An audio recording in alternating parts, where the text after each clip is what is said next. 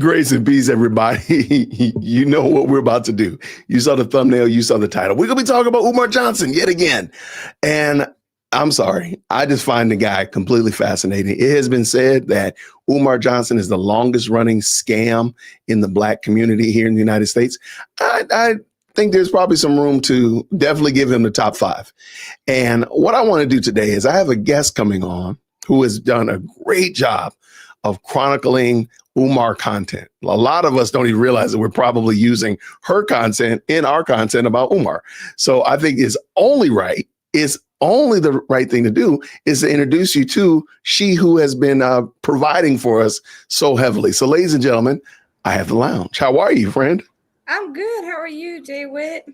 Well, thank you. I'm doing quite well. Thank you. Good. So what I wanted to do tonight is, first of all, introduce you to everybody and say, hey, this is a fantastic content creator, everybody. If the moderators can go ahead and drop her link in the chat as well, we'll make sure that we get people over there. And her link should be in the description of this video. And if not, let me know, email management. But I want to talk about, how did you get on Umar's bumper? How did you get on talking about Umar Johnson? So I've been not following him, but I've been aware of him for a very long time, for years, since my children were in middle school, elementary, high school, whatever. Were they gonna go to FDMG? Oh, absolutely not. Yeah, my child was in kindergarten. I know, right? So I was following him years ago. He was talking about, the school and a lot of other things. I never followed through with listening to him and, being a follower of his. I would just kind of peep in here and there. But as I came up to since last year, since I had been on YouTube, I kind of he resurfaced pretty much. So as he resurfaced, I just started listening to, what I haven't seen in, since the last time I seen a video of his. And then everybody started, of course, to, talk about him and his scamming. So it just kind of, was like, let me just jump on that. And then I started to do, content and do videos, some reactions to what he's been saying. So that's pretty much, how I got started. And, it's been really, really, hot and crazy and crashing out with him over the last maybe 2 months, 3 months or so. Yeah. So, yeah. So that's how I pretty much got started. So let me ask you a question. Do you agree, or maybe you disagree? Do you feel like first of all, do you think he ever intended to open the school? Absolutely not. Not at all. So you're on the boat with me. Yes. That he never intended to open a school. Correct. Was it always a scam in your mind? Yeah, always a scam, because, it seems like, you looking at his Instagram, because that's where I kind of got started too. Looking at his Instagram, I don't see any pictures, no kind of footage, no kind of videos, shorts, or anything relating to showing boys how to, paint, how to change a toilet stall, how to, build a brick mailbox, how to do any plumbing, electrical. I haven't seen anything relating to what he is, talking about, what his so-called agenda is. So I always knew it was a scam, and he's always saying, hit the PayPal, hit the Cash App. And then also when he went on Lord Jamar's channel, and Lord Jamar was basically saying, well, it's not always all about the money. You need, resources, you need, people to help, do certain things. And he didn't want to hear that. He was like, all I need is the money, basically, hit the Cash App. So that's when I knew it was always, to me, in my eyes, and, what I've been hearing, always a scam. I got you. No, I'm right there with you. So tonight, what I wanted to do, I'm going to go to your channel and we'll watch a video. I actually got 2 videos I want to look at from your channel. Yeah. Umar did an interview with a radio host. I think his name is Dub Master, I believe is his name. Yeah. And Dub Master. And I think the guy is probably a fair shooter. He seems like he's probably a good guy. However, he doesn't ask any developmental questions. He just asks a question and he throws it out there. Yep. I will say this. If you're somebody that wants to dig into Umar Johnson's background and his degrees, Umar Johnson lays everything out in front of you in the first 2 minutes of this interview. So please get your pencil, please get your paper, be ready to take notes, because he's going to tell you everything about his degrees. So if you think that his degrees are phony or you think his degrees are suspect, he's going to lay it out there in front of you. So y'all go do the digging, y'all go do the work, and let me and Lounge know when you find out for sure. Because he says some things in here that are crazy, right? They're strange. I'm just gonna say it like that. So please, I'm stalling to give you time to get your paper and your pencils, get your smartphones, get your dumb phones. Yeah, There's some weird stuff in here that I just don't think should let slide. So anyway, thank y'all so much for tapping in. Thank you so much. I did leave the Lounge's YouTube channel in the chat. Please go check out what she's doing over there. Make sure you support good content creators because she's crushing it. She's doing a fantastic job.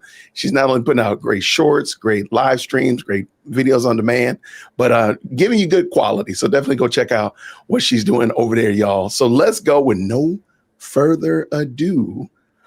Here we go. Let's go.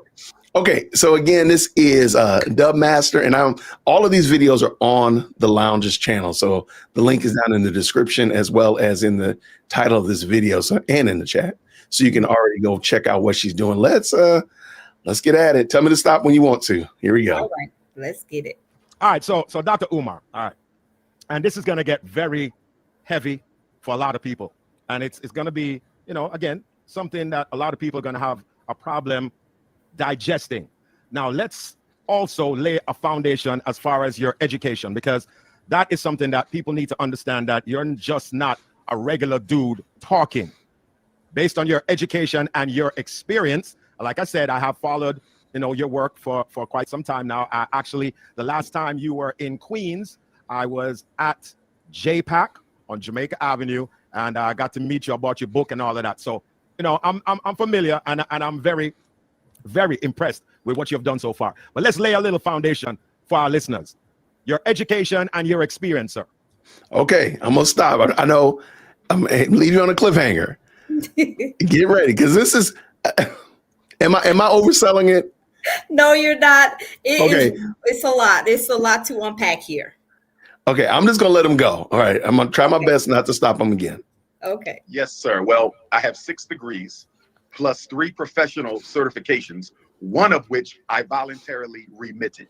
So I have a bachelor's in psychology, a bachelor's in political science, a master's in school psychology, a master's in clinical psychology, a master's in educational leadership, and a doctorate in clinical psychology. My professional certificates are certified school psychologist, certified school principal, and I was once a nationally certified school psychologist, but I voluntarily remitted membership in the National Association of School Psychologists, which is mostly white, because they were not doing anything about the school to prison pipeline. They weren't doing anything about the psychoacademic Holocaust against Black boys, and they weren't doing anything. I'm sorry, that doesn't make any sense. You remitted your, I guess, whatever acceptance or whatever he said. You remitted that because of this situation. It does not it doesn't make sense to me now. I mean, well, I'm sorry. I was just waiting to go back and have somebody explain to me, how do you have 2 bachelor's degrees? Yeah. Like, how do you have 2 bachelors and 3 masters? I don't know. And maybe I'm missing it. Maybe I don't understand it. Maybe I'm not smart enough. How do you have 2 bachelors and you didn't go to college twice? 3 masters. Can you just go back and get a master's without any? That I didn't know you could do that. Can I go get a master's degree now? I have a master's now. Can I go back and get another one? And as somebody just mentioned, that's a lot of years. And I do think that's something. That's a lot of years. Like and 20 years.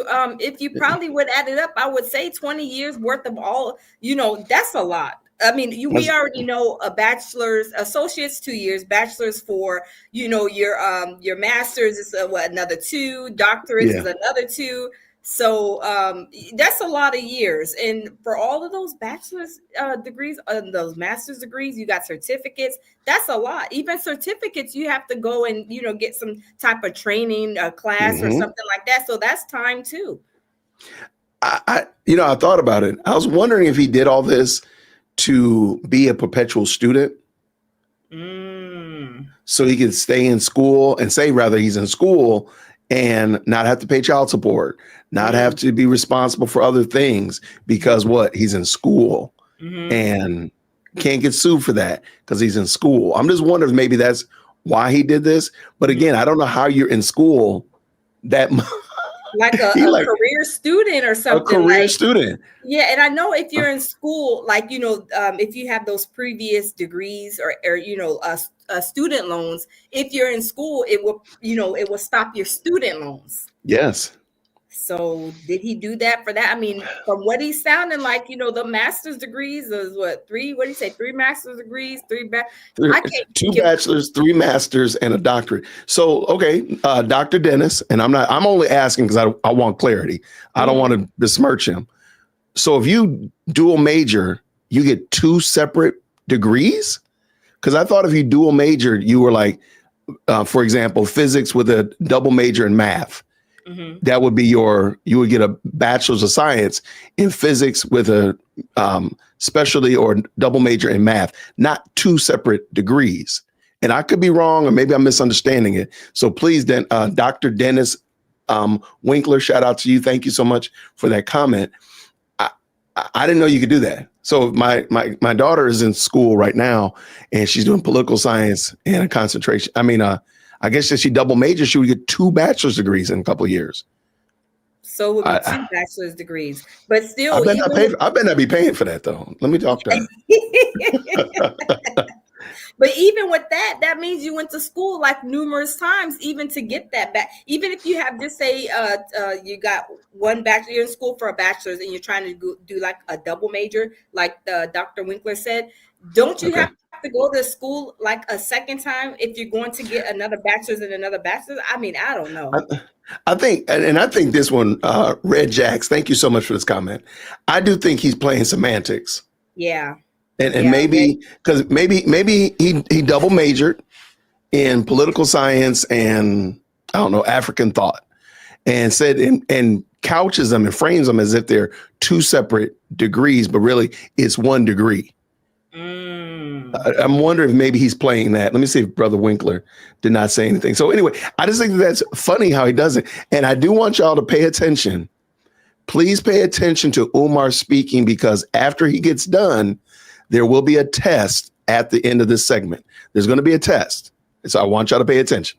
Wait, what does it say here? Nope. I went to 1 school and graduated with 2 bachelors. Really? Oh, okay. Okay. Maybe it's a thing. Okay.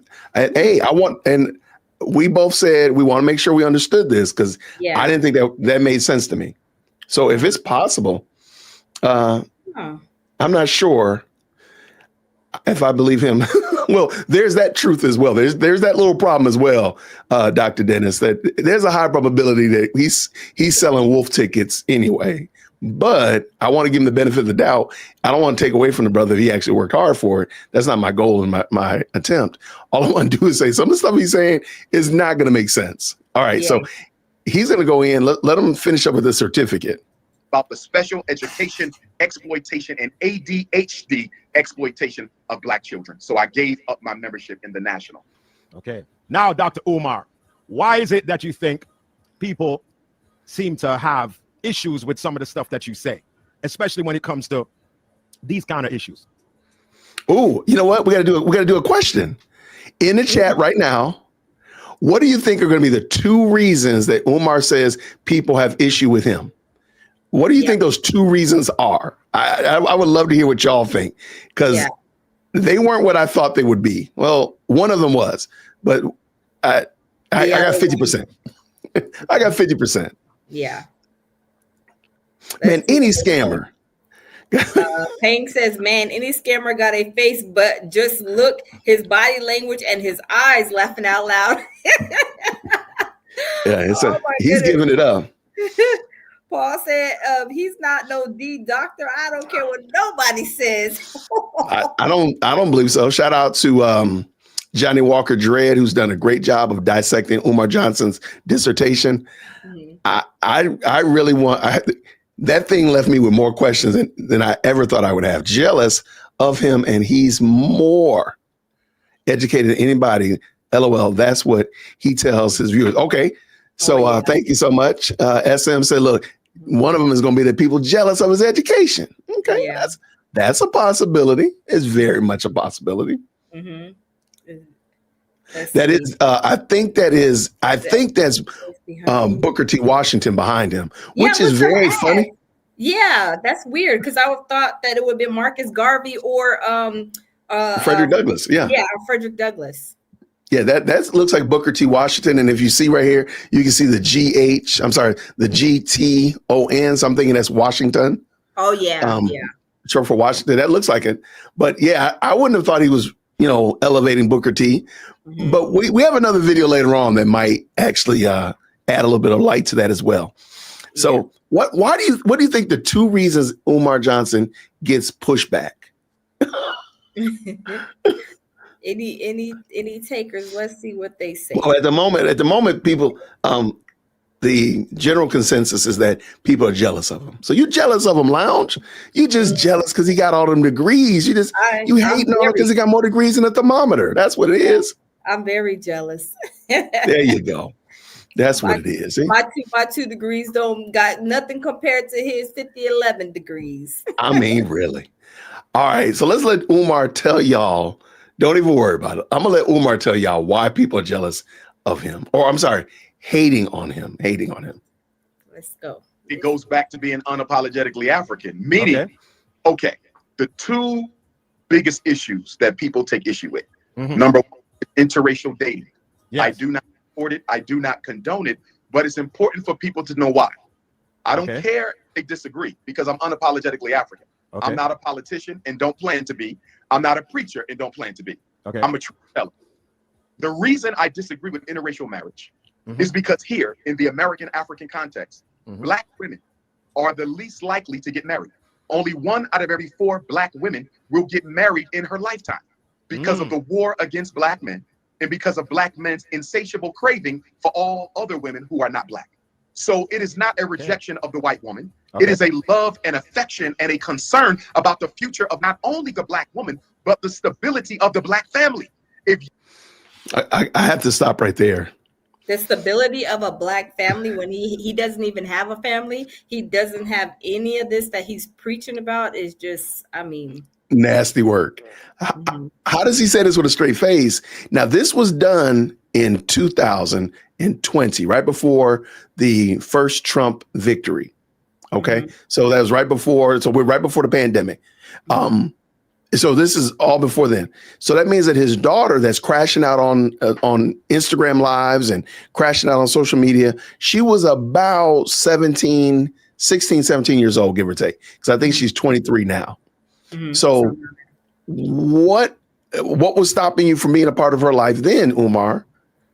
Exactly. Because she says that you weren't a part of her life since she was 13, 12 years old.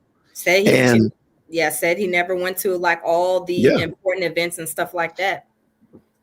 And so to hear him talk about Black family is nasty work. I'm married to a Black woman. I have 2 Black daughters from that same Black woman. They are mine and they're in hers. It is funny to hear him talk about Black families when he himself doesn't have one. He does have broken families all around because I argue that he probably has more kids than he's probably letting us know, but I can't prove it. So I'll just leave it with the 2 that we know. But sir, you're not married to either of those women. Exactly. So it's like he doesn't even have any, he shouldn't have even a word to say edgewise about being in, having a family, Black woman, and even helping the boys, girls, whoever. He that's not his territory to even cross. No, and then to think that people honestly, like, let's look at, he's going to call Charles Barkley out. I don't think Charles Barkley's married right now. But is he? Okay, well, it doesn't matter. Like, if somebody has found them a spouse and they are comfortable, happy, and content and growing with this family, who is Umar Johnson that anybody cares about? Like, why do I care what you got to say? I don't care. You have not done this, sir.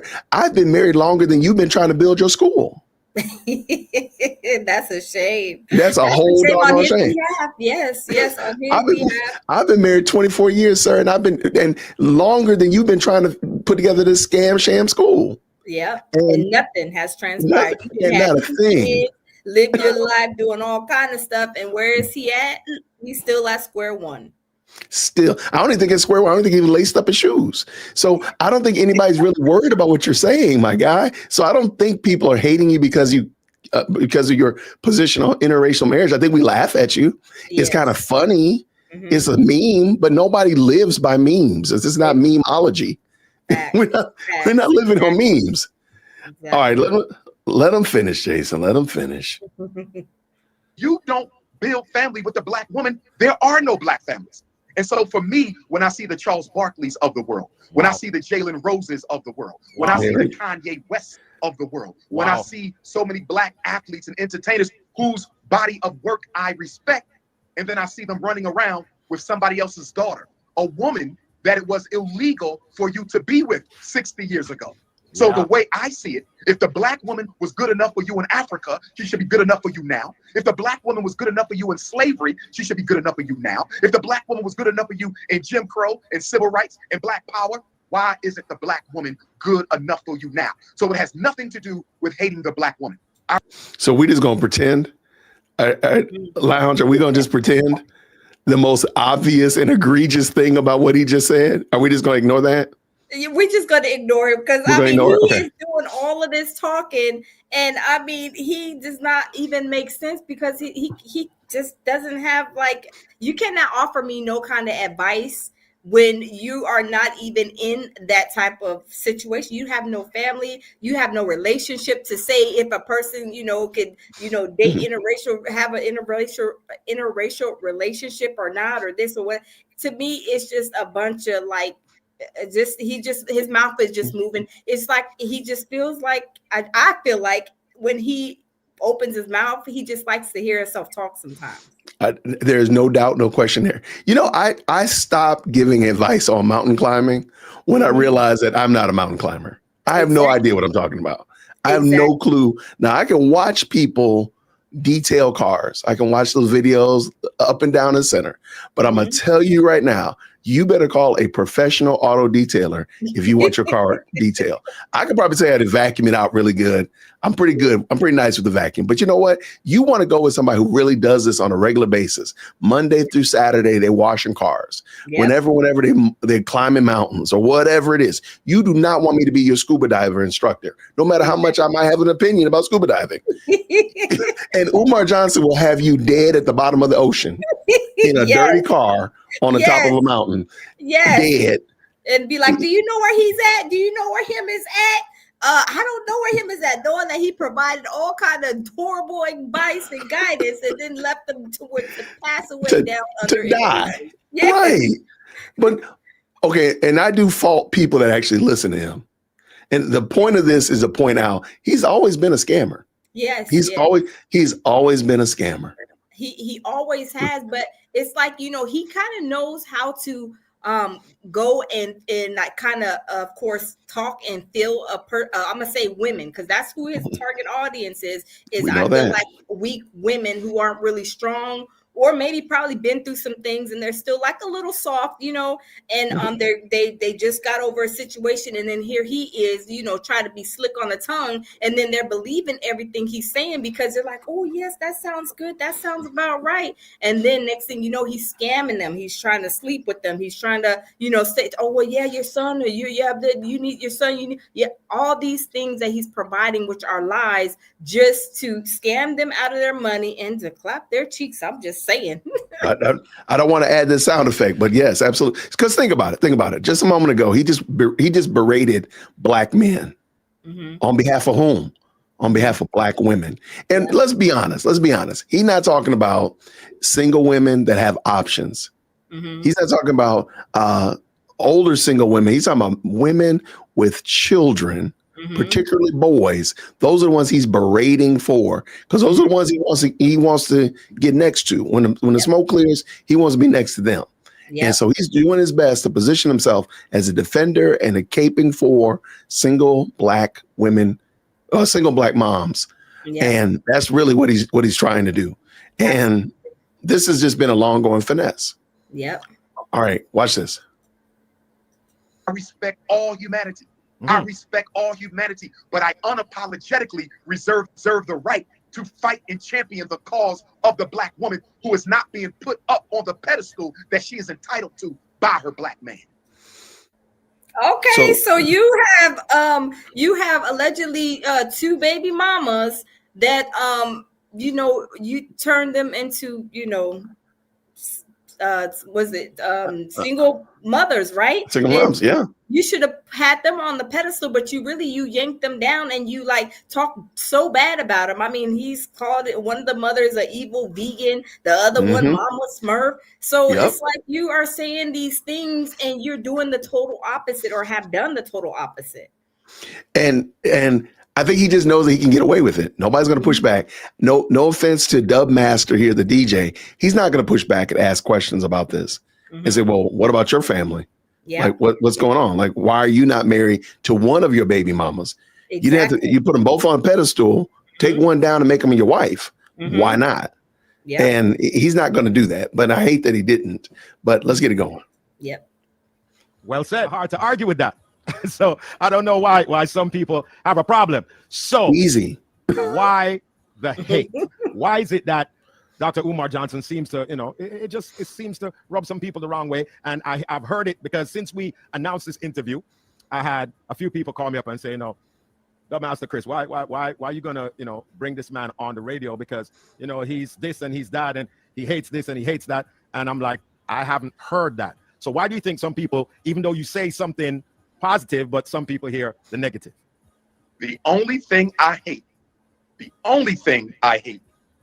is oppression. Accountability. That's the only thing I hate. Accountability. Yeah. Accountability. Nope. He doesn't want to be accountable. Yep. For anything at all. Anything he doesn't want to, because every time I hear him say, like the school is our school, or we need to do this. No, it's not. No, it's you, sir. It's you, sir. And think about it. Think about, like, let's go back. Let's look at the school situation. Think about all the series of unfortunate events that keep happening to him. He didn't get the mail. They didn't reach out to him and contact him. This, that, and the other. He's always got an excuse for something that he didn't do. How long could you go around and claim that you didn't get the light bill and then not pay your light bill and expect kudos and back claps because you finally got the light bill paid? Sir, ma'am, you should have been paying that. There's no excuse. There isn't an excuse.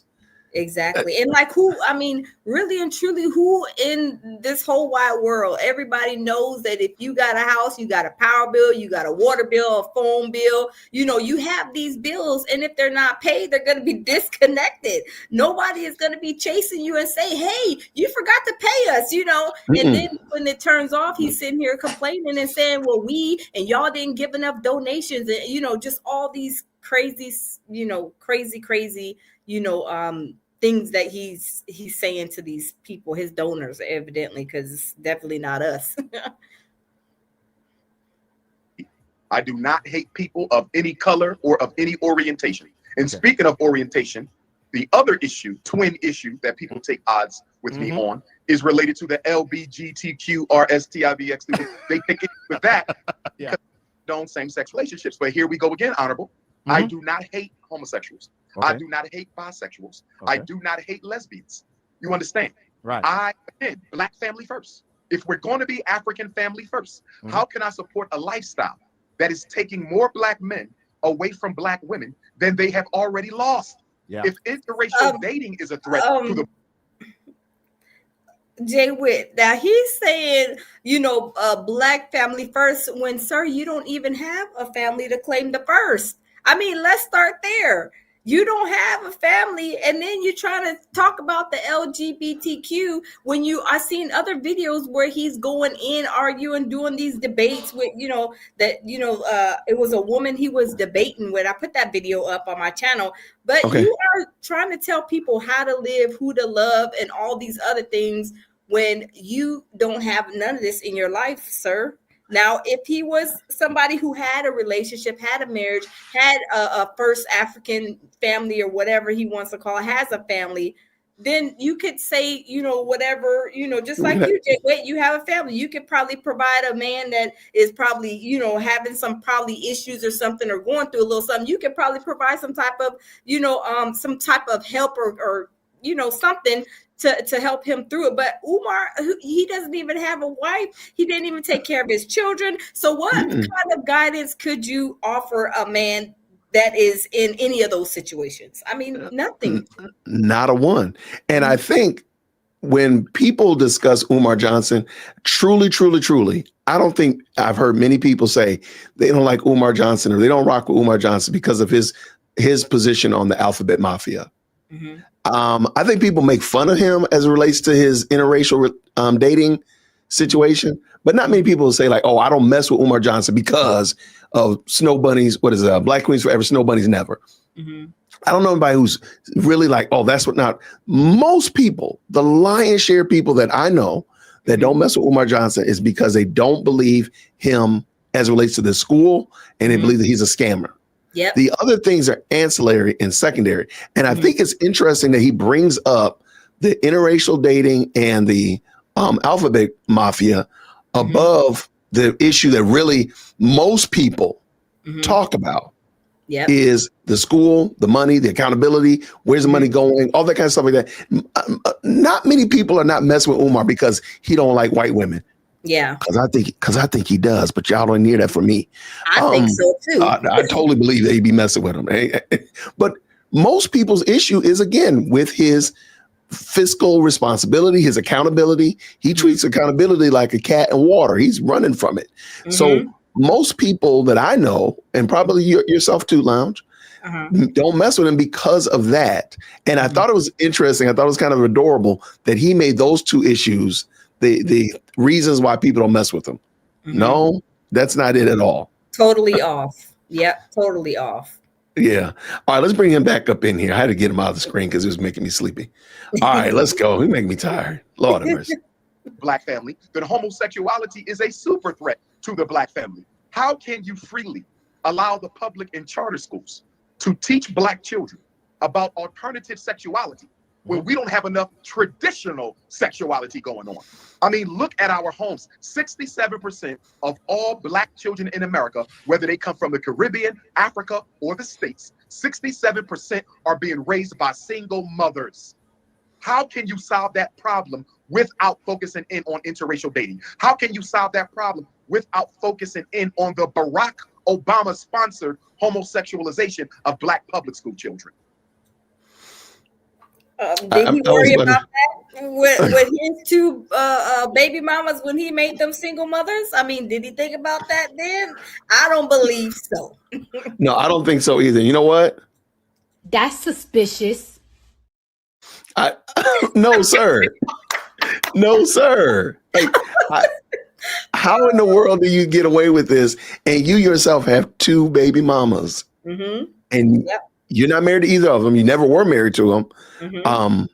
And you're over here talking about you were standing again, like he's creating a narrative or gaslighting, I guess you would use it in today's parlance. He's creating and gaslighting as if that's the argument that people have with him, not about the accountability, not about the money, not about how long it's taken. Because this is back before Trump's first victory. This is right at the beginning of COVID. So we're talking at least 10 plus years of garnering monies for this school. That's crazy work. That's a lot. That's a lot of years to be like I did a video just now before we went live on him. That's why he was late. No, I'm kidding. Look up him over there having them people clean up that gym and the lights is off. And somebody asked him, well, why are the lights off? You got people over here cleaning. He's like, why you asking me a dumb question? No, that's not a dumb question. First of all, the lights are out. They shouldn't be because you got plenty of donations to pay the power bill. And then the school is mold infested and you got them people in there. You know, that's a danger to their health. But, you know, he's Umar. Yeah, that's him. Well, let's finish this up. And again, hopefully you all are paying attention because there is going to be a test after this video. And we're not going to watch the fullness of it because he gets into like his political views and they're completely it's a stream of consciousness. So we don't have much longer. So there will be a quiz at the end. Valid point. But then when you bring up that name that you just brought up, former President Barack Obama, some people are going to have an immediate negative reaction. And you say what to that? I say that American Africans, and when I say American Africans, I'm speaking about all of us. I'm a Pan-Africanist, so there's no separating out any group. All of us as a race globally, we are emotionally and religiously immature. And anyone who can invoke within us the religious principle can exploit our emotions for personal gain. Barack Obama did an excellent job of exploiting African-American religious symbology and emotional immaturity for political victory. In other words, we projected onto him an immature and erroneous profit energy. We regarded Obama as a savior, and in regarding him as a savior, we failed to hold him accountable. In other words, Honorable, Black people have this thing about us where we have to like you in order to vote for you. We have to like you in order to vote for you. And I say that is a very dysfunctional principle. I don't have to like you to do business with you. I simply have to trust you. People do business with each other all the time that they do not like. I'm willing to bet you do business with people who you may not necessarily like, but y'all agree to do business. But when it comes to politics, Black people have to like you. And if we like you, we will ignore your politics. We like Bill Clinton. And look what he did. Locked up more Black people than any Republican president you can name. We like Barack Obama. And look what he did. Took the entire Black civil rights struggle and rolled it up and rolled it over to white women, gays, and non-African immigrants. All right. That was like he's getting ready to go into his stream of consciousness. Yeah. And I think it's funny that he wants Black people to hold elected officials accountable. And I agree with that. I do agree that we should hold our elected officials accountable. Right. And I think we could start with just the people that are, at arm's reach, kind of like Umar Johnson, and hold you accountable. I can get my practice, get my reps in on holding somebody accountable by holding you accountable, Umar. But you put me in the book of Negroes. You done blocked me. All me too, all of us. You done put us all in the book of Negroes. Yeah. And all right. Did you have anything you want to add about that? No, listening to Umar for like all these couple of, I guess, last weeks, months or whatever, it's just like everything, it just sounds so rubbish to me. And the things that he says is just like when he starts to get on this political thing, it's really like almost like he's deflecting his mission of, the scamming and the school. To me, nobody wants to hear about that. Nobody wants to hear about holding people accountable when you don't even hold yourself accountable. Absolutely. So it's like a huge deflection on, just when he gets off track, per se. Oh, I got you. Okay. So I said that there's going to be a little test at the end. I noticed something that I mentioned to the lounge yesterday. When Umar Johnson is talking in a talking head scenario, let me bring in the next video just so I can use it as a point of reference. When he's talking in a talking head scenario, you know what he doesn't do? Yeah, what does he do, you guys? Yeah, in the chat. What does he not do? Oh, and by the way, let me drop. I just dropped your link in the chat again. Somebody asked me what page. Oh, thank you. Okay, absolutely. What does he do? What is Umar Johnson known for? Let me ask you that question. What is he known for? In the chat, I'm waiting to see it. I'm sure it's going to start showing up in a second. What is he known for? When he starts talking, what does he do? Yep. Well, he doesn't show proof. That is a good point. Well, there you go. The three-peat. Yep. The three-peat. Yep. Mojo He's a Chicago Bulls. Absolutely. Gold star. There we go. Gold star. Humble ones. Yeah. But notice when he's talking to people, whether it be a talking head style like me and Lounge or doing talking head style, or while he's sitting next to somebody, he doesn't speak in triples. He only speaks in triples when he's talking by himself. Yep. When he's in And the so cars or when he's in a car or yelling outside the school or in an airport, anything, a hotel room, any of that stuff, he'll speak in triples. But when he's talking with somebody, he doesn't do it. If you go back and watch The Breakfast Club, watch when he's on Joe Budden, watch any of his other podcasts, you'll notice he doesn't speak in triples. And I truly believe the reason is because he is in character. He is a character. The standing outside, yelling at his phone outside of those abandoned buildings is a character. And he's kind of like a really bad pastor that gets revved up and they start hooping and hollering and acting all ridiculous in the pulpit. But when you see him at Target or you see him at Golden Corral, hey, God bless you, brother. God bless you, sister. Good to see you. Thank you for coming by today. They don't talk like that.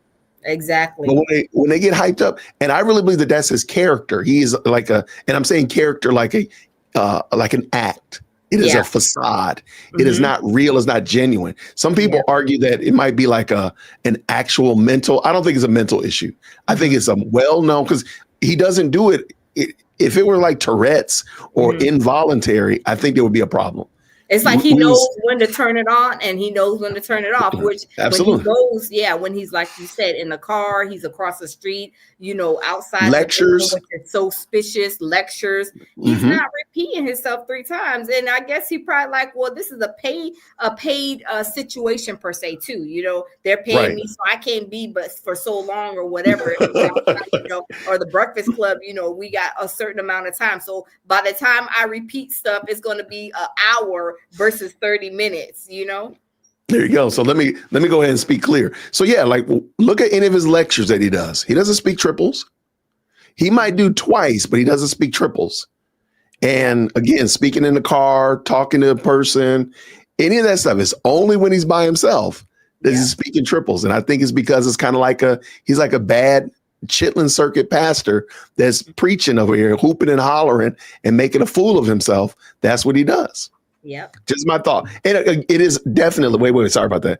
It is, the chat's moving too fast. It's definitely a manipulation tactic. Oh, yeah. He uses with his followers. I can accept that. That's a very good observation, humble ones. Absolutely. But it definitely unequivocally is not organic. It's not a true, something that comes organic. It's truly a ploy. It's part of his manipulation. It's part of his facade or his character, his faux character that he is. All right. I brought this one up because, again, shout out to these brothers that are interviewing him, the good twin rather. They're interviewing him and they do a little bit better at pressing and asking questions and asking developmental questions and secondary questions, tertiary questions, but they still let them off the hook because there's a lot of meat left on this bone. So I wanted to bring this in just to let y'all see. And I think I sped it up, so it might be a little bit fast just so we can get through it. But let's bring it in. Let's go. All right. We have the privilege of talking today. Green hearts in the chat when you can hear. Great advocates for Black people, Dr. Umar Johnson. I'd like for you to start by telling us a little bit about yourself, not as if everybody doesn't know you already, but just to give a little background knowledge. Certainly. I'm Dr. Umar Johnson, Doctor of Clinical Psychology, a certified school psychologist, certified school principal. I'm also a political scientist, a blood relative of the great Frederick Douglass, a former Minister of Education for Marcus Garvey's Universal Negro Improvement Association, author of the book Psychoacademic Holocaust, the Special Education and ADHD Wars Against Black Boys. I'm a private practicing school psychologist where I evaluate children in an effort to keep them out of special ed, away from ADHD and off of the... He said private practice? That was the first time I've ever heard him say private practice school psychology. And I'm sorry, I'm a former school teacher. There's no such thing as a private practicing school psychologist. I'm sorry. There's just not, that's not a thing. Yeah. He is doing way too much. I mean, it could be that would be very much a private practice NBA point guard. That's what it is. That's exactly what it is. A private practice NBA point guard, shooting guard, power forward by myself. I got my own private practice. That doesn't even make sense. Like what team are you playing on? It doesn't make sense. Exactly. And I keep asking, has anybody ever met somebody who's been helped by Umar Johnson? We ain't seen nobody come forward. And I'm willing. Look, I'm willing to be wrong. I'm willing for you to. Now, I am going to ask some questions. I'm going to ask you to show and prove. Show me that little Ray Ray or little Shaniqua was failing. They met Umar Johnson. The light shined down on them, and now they're passing, and now they're doctors, and they're out here mechanical engineers or whatever like that. That's what I want to hear. But see, the question is of what school? Now, this one is interesting also because I promise you the chat is going to probably lose their minds because he's going to say a whole bunch of stuff that you're going to be like, sir, you don't do it. There's going to be a lot of, sir, do you do it? In the chat in a moment. So y'all get y'all fingers ready. Get your smartphones, get your dumb phones, because here it comes. How do you get a pan from Africa? I don't know. I don't know. Shout out. Let's go. Here we go. Dangerous psychiatric medications, founder of a movement, the National Independent Black Parent Association, where we try to organize Black parents to fight to protect their children in school. And I'm currently in the middle of an effort to raise $2 million to purchase the St. Paul's College, a historically Black college in Virginia that we want to rechristen into the Frederick Douglass and Marcus Garvey Academy. That is I don't know if you've followed. I did a video here in Atlanta. I went to Morehouse College, and there's 4 colleges in the Atlanta University Center. There's the House, there's Spelman, there's Clark Atlanta, and there's Morris Brown College. And for several years, Morris Brown was in bad shape, and they were effectively closed. This school that he's talking about was about the same size as Morris Brown, if not larger, their plot of land. And I'm like, dude, you lost your ever-loving mind if you thought that you could just buy that school for $2 million. The upkeep alone, the upkeep of the building alone would have completely racked your mind. Absolutely would have wrecked your mind. So there's no way that you would have ever been able to pull this off. To agree with you from earlier, I don't think he ever intended. He was putting out these grandiose ideas because then that if I put out a big ask, the money will come in response to the large ask.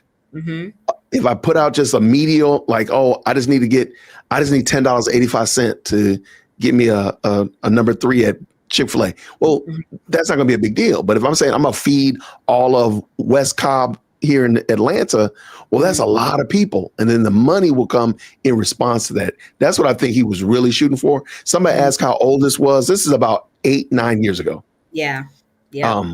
And we just wanted to pull in. And by the way, my guest today is The Lounge. Let me bring in my guest. My guest here is The Lounge. She has been doing a fantastic job of collecting and bringing forward a lot of Umar Johnson from the past and such of that nature. And I thought this video was great because he talks about his curriculum. And in a moment, you all are going to hear, which I'll probably have never heard before, Umar Johnson talk about what the curriculum of the FDMG school is going to be. And it's crazy. It's crazy work. And this is before he secured the abandoned buildings in Wilmington, Delaware. So he's still a man without a country allegedly trying to get that school in Virginia, which again is like, if I'm not mistaken, it was like 160 acres with several buildings on it. It was crazy that he was even thinking about it. Wait, hold on. Wait, what? It was crazy work. And again, that was much bigger than Morris Brown College here in Atlanta. I'm like, wait, 160 acres? That's $1 million just to cut the grass. Yeah, exactly. And, look at the way he is right now taking care of it. I mean, he had people in the gym. It's like he don't want to do any of the work. He had people I seen painting, people I seen him, cleaning the gym. It's like he don't want to do the upkeep, just the basic upkeep of, the facilities, the grounds. It's just, it's crazy. Oh, man, thank you. You know what, Bougie Barbie, I have not looked into his book. And I do a book. Matter of fact, I'm reading right now Fox's Book of Martyrs again. I wouldn't be opposed to reading it. I'm pretty much you know what? I have a bias, and my bias is keeping me from lying to you. I don't want to lie to you. I'm not going to say, oh yeah, I'm going to pick it up tomorrow, because I'm going to be lying. If I say I'm picking up tomorrow, I'm lying to you. I don't know. Maybe I got to pray about it. I'm not going to put myself out there and say I am. I wasn't even interested. I seen that he had the books, but I'm like, I don't even want to hear nothing he got to say. I just want to hear some answers to why he didn't scam these people and why this school ain't open. You know, that's my main thing. Because I'm like, all the stuff that he says is always a sideline to the main meat and potatoes of the whole situation. But no, Bougie Barbie, I haven't seen that. I mean, I haven't read his book. But okay, let's finish. Let's keep this going. So he's going to talk about his curriculum. So is that going to be a charter school, basically? Nah, independent. Charter schools are still public schools by law. Okay. And we really don't want the local or state Department of Education dictating our curriculum and our school culture. So it's going to be independent. Of course, it's going to be tougher that way because that means there's no outside money. Right. But we believe as Pan-Africanists and Garveyites that what is to be done for Black people must be done by Black people. Tell us a little bit about the curriculum at the school and why. Sure. But give it to us in baby steps. I got you. Right now, the dominant narrative of public education in America is to prepare children to go to college. Okay. Schools exist to get your child into college. Right. That's not true. That's not true. You can say, I mean, definitely, I don't think it was ever true that the only thing they want you to do is go to college. Yeah. There's been pathways for the military, pathways to work. There've been pathways into technical schools. Now, are they? If they were a pie, which one gets the largest slice? Yeah, I'll give you that. College does get the largest slice, but it's not like nobody ever talked about trades or the military or working. You'll go get a job when you graduate. And I mean, I graduated in '92. And they were talking about it when I was graduating in '92. I just celebrated a graduate this past May, and they were talking about, I mean, there was lots of conversation about other things besides college. Oh, yes, absolutely.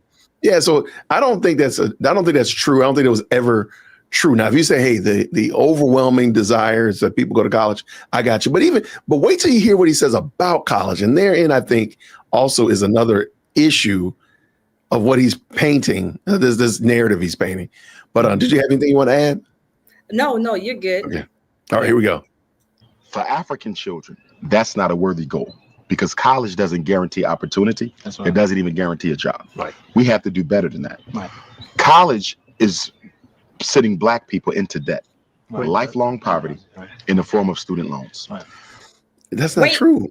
That's what I'm about to say, but wait, with his 11,000 degrees he got, did all his school loans put him into poverty, and that's why he's begging and making this scam school, situation what it is now, because he, I mean, as you know, you've been to college just like I have, and I'm sure a whole bunch of people who's watching has been to college and know how expensive it is. So, some of the things he says is just No, but watch this. I graduated from school. I paid my way through school. Mm-hmm. I struggled through. That's why I tell you, everybody, I took 4 years and crammed it into 6 because I worked really hard at extending my college education way longer than I should have. But I paid for it. When I graduated, I had paid for my education. You don't have to be in debt and be hand to mouth forever. No, that's not everybody. Now, there are tons of other ways to pay for school as well. Just to think that you got to get student loans is just not the only way for that to happen. But did anybody catch the fun fact that he was talking about? You won't be able to get a job or and such like that. And sir, what's your job? Yeah, I've still never trying to figure that out, right? Absolutely. Watch this. We have to prepare our children not for college, but for economic self-development. Okay, hold on. I'm sorry. I don't mean to keep stopping. In the chat, please, I do not want y'all to write liar, LIAR, in the chat when he is about to explain what children need to be able to do. And I do not want you to type liar because he himself has not done any of these things. None of them. We ain't seen that one. Man, piece of them. Don't you dare. Don't y'all dare write liar, L-I. I do not want y'all to write like this. I do not want y'all to do that. Do not do what I did. So don't type liar in the chat like I just did. Because he's about... I'm like, how are you saying this with a straight face? He said, Manny said, tell her. Oh, I see what you did there. You're going to have to get 0 second time out there, Manny. I see what you're doing. You're trying to work your way around it. I'm going to put you in 0. See, you need to be like Natasha. Natasha's obedient. She's a gold star student. Manny, you are a troublemaker. You're a troublemaker, Manny. Okay, here, y'all are not ready for this. I promise you. Here it comes. So at the Frederick Douglass Marcus Garvey Academy, our children will be trained in at least 12 different expertise areas where they will be able to take that and turn it into a business the day after they graduate from high school. I don't want our children to have to go to college in order to access wealth. I don't want them to have to go to college in order to earn a living. I want them to be in a position to earn that living right after high school graduation. I didn't notice this when I was watching this the first time, but do you see that there's smoke coming from the background back there? And this person right here said pants on fire.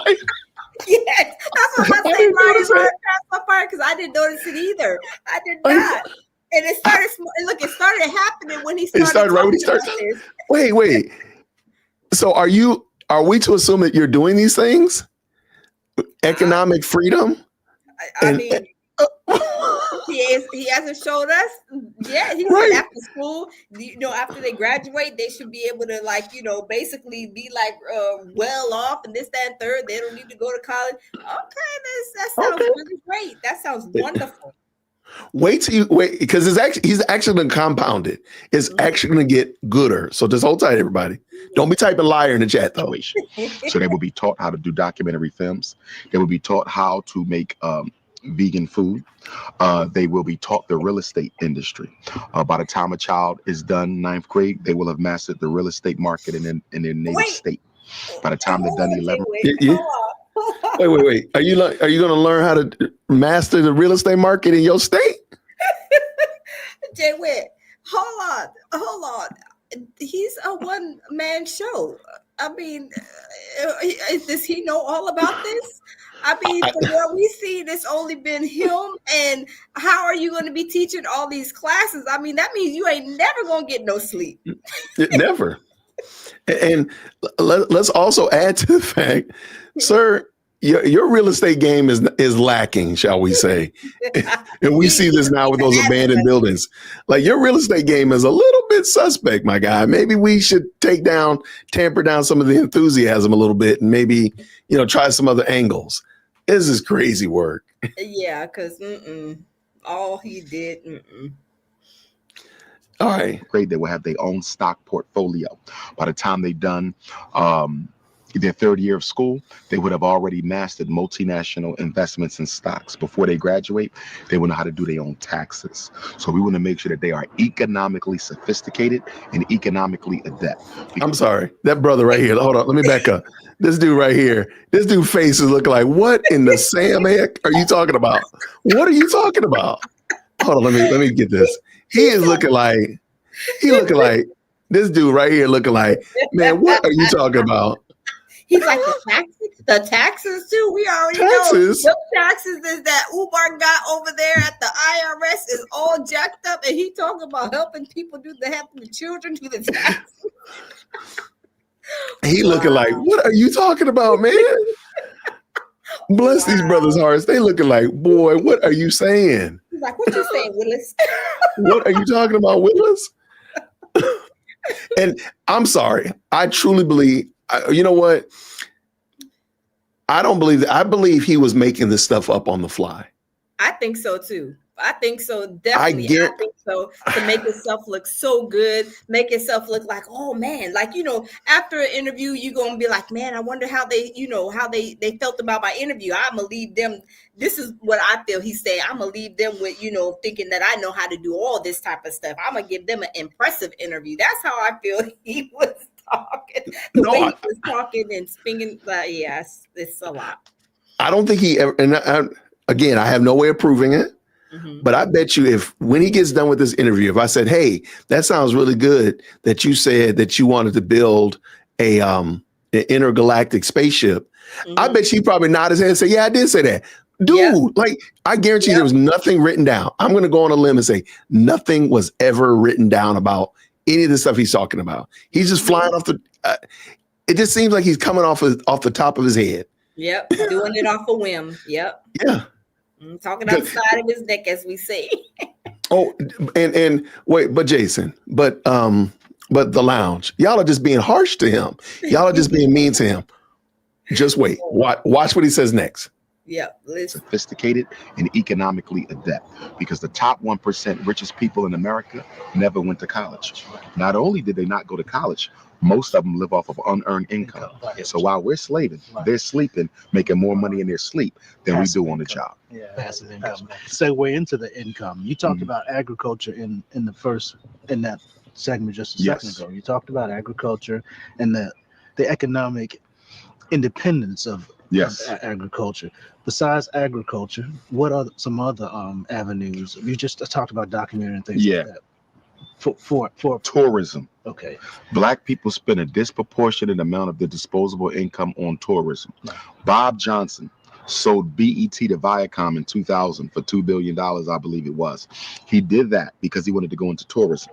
He believed he could make more money in tourism than he could with BET. The problem was racism kept him from getting into that particular industry the way he wanted to.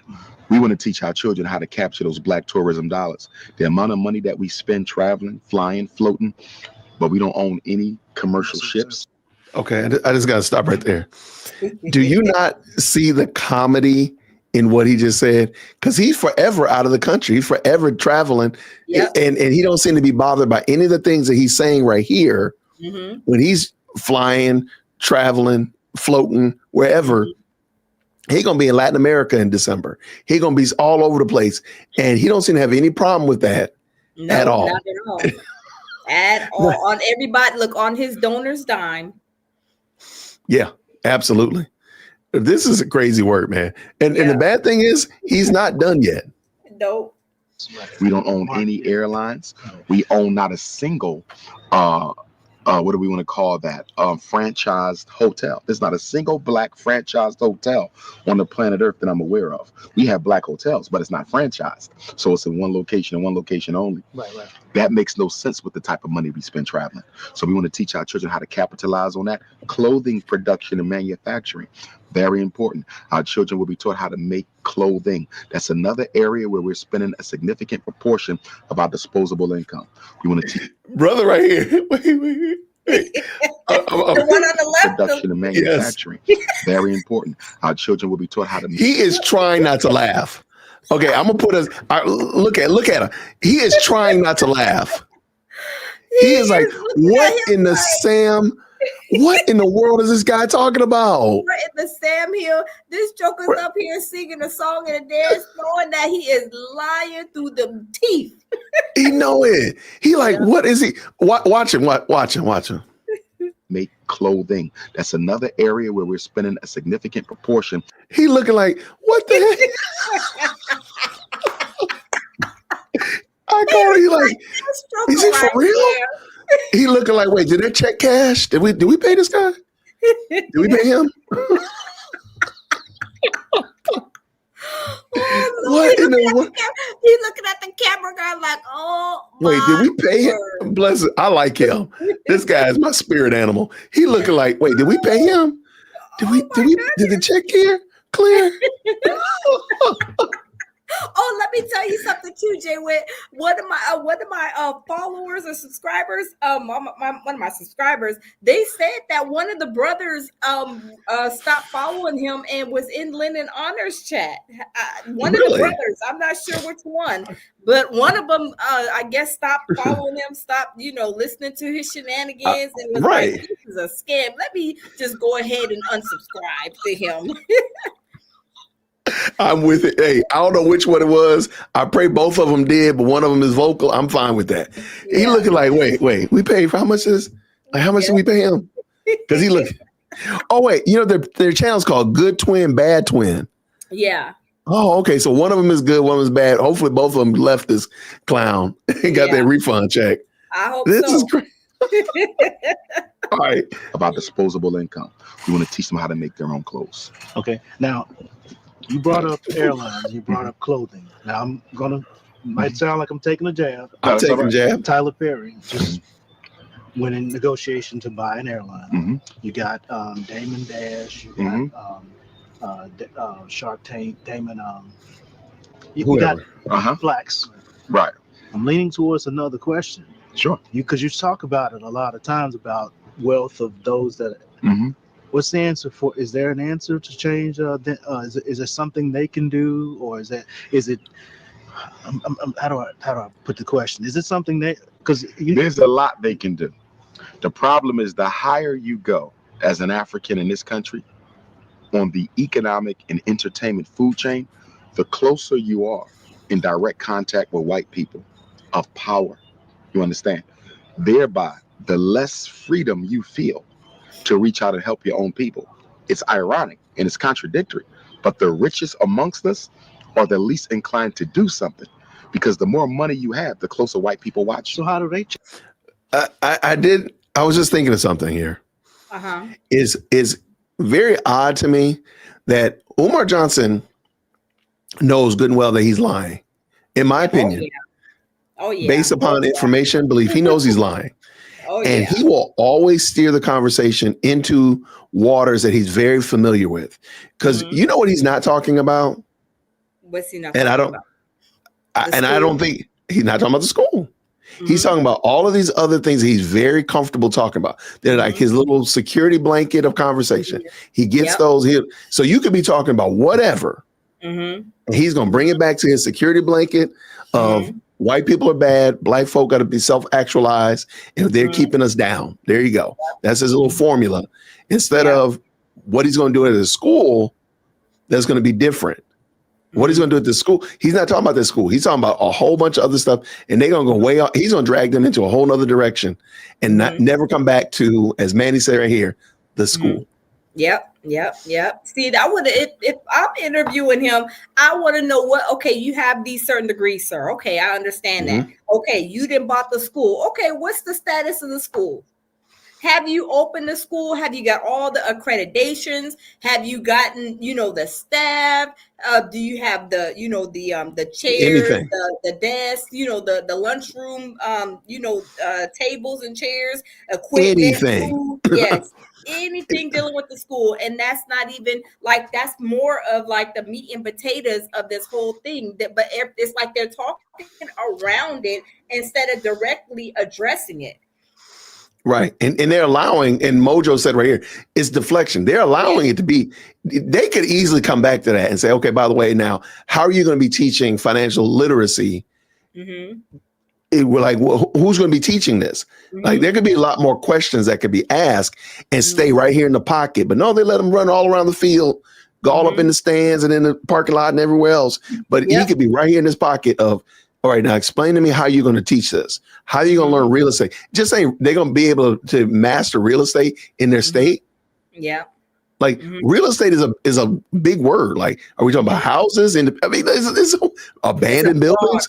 Right. It's a big topic. Like, and if he bought those abandoned buildings the way he did, he ain't got no business telling nobody how to buy something in reference to some property. Not a thing.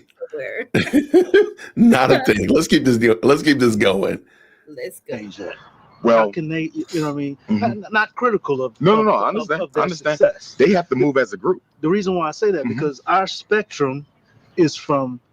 Okay, Booker T. Washington and W. Du Bois had a debate their whole life. Yeah. You know that. Yeah. What I felt like what they could have done is come together some kind of way, bridge the gap to be able to join forces to create a movement. Right. So, but it was tough to do.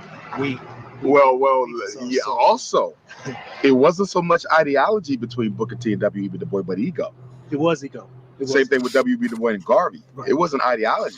Hold on. Du Bois started out as a Pan-African himself. Wait, let me back up. Hold on. All right. Did y'all hear what he just did? Okay, you got to replay it back. Okay, let me back up. Hold on. All right, right here. Listen. Okay, pay attention to who this brother right here, this twin right here. He talks about two individuals in history. Uh-huh. Okay. Uh-huh. Listen to who Umar brings up, which is not the two people that he just brought up. Yeah, because he said Booker T. Washington, I believe I heard him say. Yep, you heard that. Yep. And again, this is what I mean by he brings the conversation into where he's very comfortable. Mm-hmm. Mm-hmm. And it don't matter what you're talking about. He gonna bring it up to what he wants to talk about. All right, watch this. I did not catch it the first time. Okay, I didn't I'm even. not critical of No. I of understand. their I understand. success. They have to move as a group. The reason why I say that because our spectrum is from Booker T. Washington and W. Du Bois had a debate their whole life. Okay, Booker T. Washington and W. Du Bois. Okay, he did say W. Du Bois. Maybe I missed that W. Maybe I missed W.E. in the beginning. But let me see. Let me make sure I heard because I didn't hear W.E. Okay. The first time. So maybe I was wrong. I could be wrong. Okay, I missed it too because I heard Booker T. I heard Booker T, but I didn't hear W.E. But okay, let's go. Yeah. You know that. Yeah. What I felt like what they could have done is come together some kind of way, bridge the gap to be able to join forces to create a movement. Right. So but it was tough to do. Yeah. Also, it wasn't so much ideology between Booker T and W. Du Bois, but ego. It was ego. Same thing with W.B. Du Bois and Garvey. Right. It wasn't ideology. Du Bois started out as a Pan-African himself. He was jealous that Marcus Garvey was able to organize black people coming from another country, Jamaica, than he could. It was jealousy that led to most of those conflicts. So if you were speaking of... It actually was ideology because W.E. Burkhart Du Bois was a communist.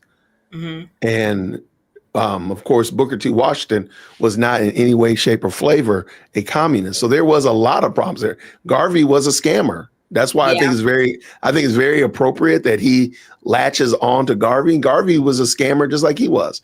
Garvey was building these ships to take people to Africa. No ships were built. No sails were made. And just like no school was built. I mean, there's a lot of similarity right there. So I think it's funny that he brings that up when he hangs on Garvey so much when Garvey was a failure. Yeah. Yeah, I mean, that's it. That's just the reality. What he wanted to do was what he wanted to do, but it never came to fruition. And therein is it. Okay, let's keep this going. Tyler Perry, if you had the voice of Damon Dash, what would I don't know that you hadn't had that conversation before. What would my questions for them would be: if you're buying an airline, if you're participating in any major economic undertaking, how are you going to use this vehicle to improve the condition of your people? Because you can buy an airline as a black person and use it just as another capitalistic instrument to get paid. There's dozens of black businesses that serve white people more than they serve black folk and hardly have any black people in managerial positions. So Tyler Perry buying an airline is going to mean nothing to black people unless he somehow comes up with a way to use that to benefit us. Just like with President Obama. Him becoming president in and of itself in no way benefits black people unless you're going to use that influence to some extent to open up some doors, which he has not done in 7 years. Well, I had to go back to him because they say you got anything you want to say on that? He ain't opened the doors in 7 years. Is that what he said? He said Obama did nothing for black people in the 7 years that he was president. I mean, because he was still president at this point. So he said that Obama had done nothing. Yada, yada, yada, yada, yada, yada. Did you have anything you want to say that? Because I have something I want to get off my chest. No, go ahead. You can say what you have to say. I think Umar Johnson is very interesting to me. And I hear this a lot in a lot of different spaces in the very pro-bliggity black, support the community type of movement. They look at you as the individual and then they make a big jump to the community. So from the lounge to the community, from Jay Witt to the community. And it's almost as if they forget a small piece of who you are, a small piece of who I am, which is our families. You never hear Umar Johnson say that I'm responsible to my wife and kids. You'll never hear Umar Johnson say that you are responsible to your husband and children. And you know good and doggone well, you never hear him say you're responsible to your church. That's never going to happen. It's always this Jason community. Like there's no through line, my family, my extended family, my church, and then the community as a whole. He's always talking in these ethereal communities. But what about your family? What about your own family? The people right here at Whitaker Park, I'm responsible for them. And and I'm doing my very best with them right here. And all the other stuff now, by God's grace, I'm able to be a blessing to my mom, do things with my church and such of that nature, maybe even the community. But I'm overall responsible for them 2 women in here and the one that's over in college. Those are the ones I'm responsible for, hands down. But he never brings up family. It's always community. It's always this ethereal group of people that I'm responsible to, but I'm not. It's like he lives in a fantasy world when it comes to all of this, just everything. It's just like a fantasy world, but he doesn't even have a family to claim either. He doesn't. He does not have a wife. He has children that he doesn't take care of, so he can't bring that conversation to the forefront because it doesn't really include what he has done or what he is currently doing. That's not a story for him to tell. No. And I just think it's interesting. And first of all, I think podcasters need to stop platforming Umar if he's going to talk, if they're going to allow him to talk about things that he's not an expert in. I would not go on a podcast to talk about NASCAR racing, even though I live here in Atlanta, which is kind of like NASCAR Junior, but I'm not going to do that. Right. I'm just not going to do that. And I shouldn't be on a podcast talking about NASCAR racing at all, period, end of sentence. And they need to stop having him on there unless they're going to have him. Nobody's going to ask him about the school. Yeah, exactly. But the thing is, too, Jay Witt, I mean, we haven't seen him going up on these platforms. I mean, really and truly, it's been a little quiet, on the airways per se. I mean, we haven't heard a peep from him as far as the interviews. The only person was Baba David. And I think these people are looking and saying like, man, these people are bringing him to an open shame. We need to back off because, from what I understand, some of the stuff he is saying and doing on these past interviews could possibly bring them, in on, some questioning, if the feds decide to go ahead and move forward, some charges. No, there's no question there. I mean, he says some things that definitely are damnable and definitely need to be, he could be held accountable for. The Breakfast Club, they already got problems. The Breakfast Club don't need to have him back on there anymore. A whole lot of problems. They got a whole lot of problems. But, and this is the other thing. Now I'm talking directly to the podcast hosts that defend him and people like Mark Lamont Hill, who say up and down, swear up and down that Umar Johnson is doing a great thing. Why don't you just write him a check then? Why don't you, Mark Lamont Hill could write him a 20-piece real quick, and that would be no problem. It would not bother him. Why don't you just write him a check? Why don't you write him a check? And by the way, if you really think Umar is so great, why don't you go ahead and make sure your child is ready and primed at the pump to go to that school as soon as it opens up? Yep, because it's never going to happen. We all know the truth because we know it's never going to happen. Your child going to be a grandparent before this dude's school ever opens up. You know that. Yes. So stop faking the fun. Exactly. And these people know, they see what he's doing, whether like, the Breakfast Club and all them want to sit there and, like kind of pamper him and baby him. They know exactly what's going on because everybody else knows what's going on. It doesn't make any sense to keep continuing to pamper him. But, Charlemagne, he said, well, a caller had called in a few weeks ago and then they were like, well, we'll ask, you can ask him or something about asking him because he's going to come on the interview. And we have yet to see that interview yet. I mean, I'm just saying. And this is my thing. What is he doing? What has he done to justify your belief? And I did this in a video. I talked about this. What has he done to justify your belief that he can do that he's going to do any of the stuff that he says he's going to do? Like what? What is it? Is he a career? Is he a career winning coach? So if you bring him over here, he's going to change your program. Is he what proof? What proof are you running with to make this determination he's going to be able to do this? Yep. He has nothing. He has absolutely nothing. He wrote 2 books, self-published 2 books. Okay. Not saying that that's a small feat, but now in the world that we're in right now, you could probably write a book in 10 minutes. Yep.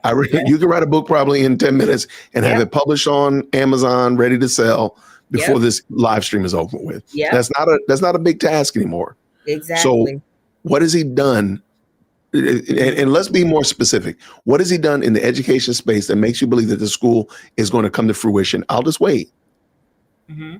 Yeah. There you go. That's yeah. I'm waiting too, because they said, from what I can recall, he hasn't worked since what, 2010, 2011 or something like that. So you have been all this from 2010 to all the way to 2025. What have you been doing, sir?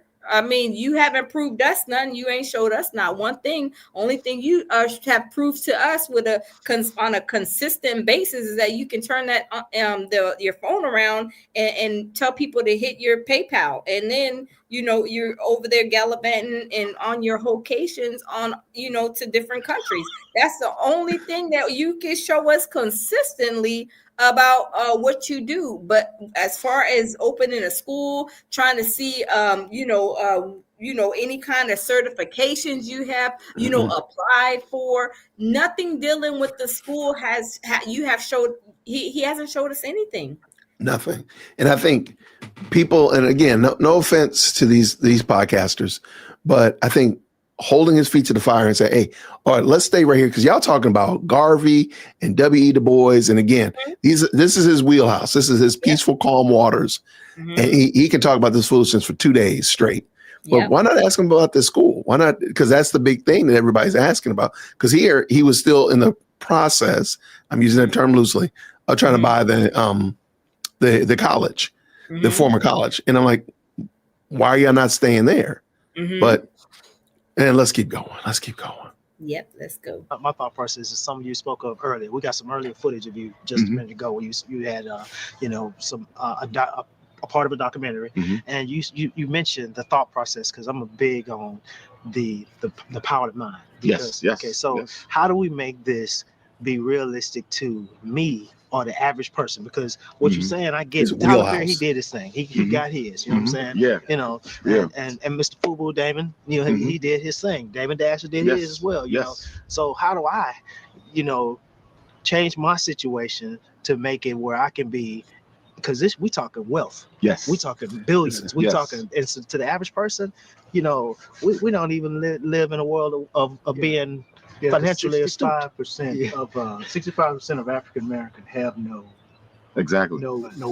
net worth. They have no. And you're talking to somebody that's one of that 65%. How do y'all? Why are y'all asking him about? Again, this is what I'm saying. They allowed him to drag them into a conversation where he has no. Yeah, it's not his territory at all. We want to know about this school, and they're talking about net worth and all this other stuff. We want to know what certifications you got, sir. I don't care about nobody's net worth. I don't care about all these other things that he's talking about. It's like all the way to the left now, when you should be talking about the situation at hand. When's the school opening? Do you have to important things? This is his wheelhouse, though. I have certain conversations that are wheelhouse conversations. I can talk for 3 days about the Big Green Egg grill. I love my Big Green Egg. I can talk for 3 days straight and not even breathe. There's certain things I know I can just talk about without any problem. And I know if look, we ain't got nothing to talk about. Hey, we can talk about my Big Green Egg. Let's go ahead and talk about it. So I know that. And this is his Big Green Egg type of conversation. He knows he can just talk about this and yammer ideas and philosophies. And he himself is not a practitioner of these things. Because if they were like, do you know this guy's net worth? Why are you talking to him about somebody's net worth? I'm not going to teach anybody about their net worth, because there's some Peter and Paul getting robbed over here too sometimes. Make sure you hit that like button. I'll help a brother out. There's some Peter and Paul sometimes be getting assaulted and battered over here. So I'm not going to be talking about that. You know what I mean? I just think this is adorable, man. Okay. It's crazy. On that work. Even the so-called middle class. Even so-called middle class. In America, actually manufactured the black middle class. It's really an idea. It's not a reality. It's not. Because class speaks to ownership of wealth. And it's actually the average middle class. Exactly. And it's an antithesis to wealth. You know what I'm saying? Exactly. It's not a stepping stone. You can't go through that mentality like, so this is where I'm starting and go with. You almost have to almost unplug and walk away from that mentality to go. Exactly. To find, in America was very slick because they re-engineered the definition of class. Right.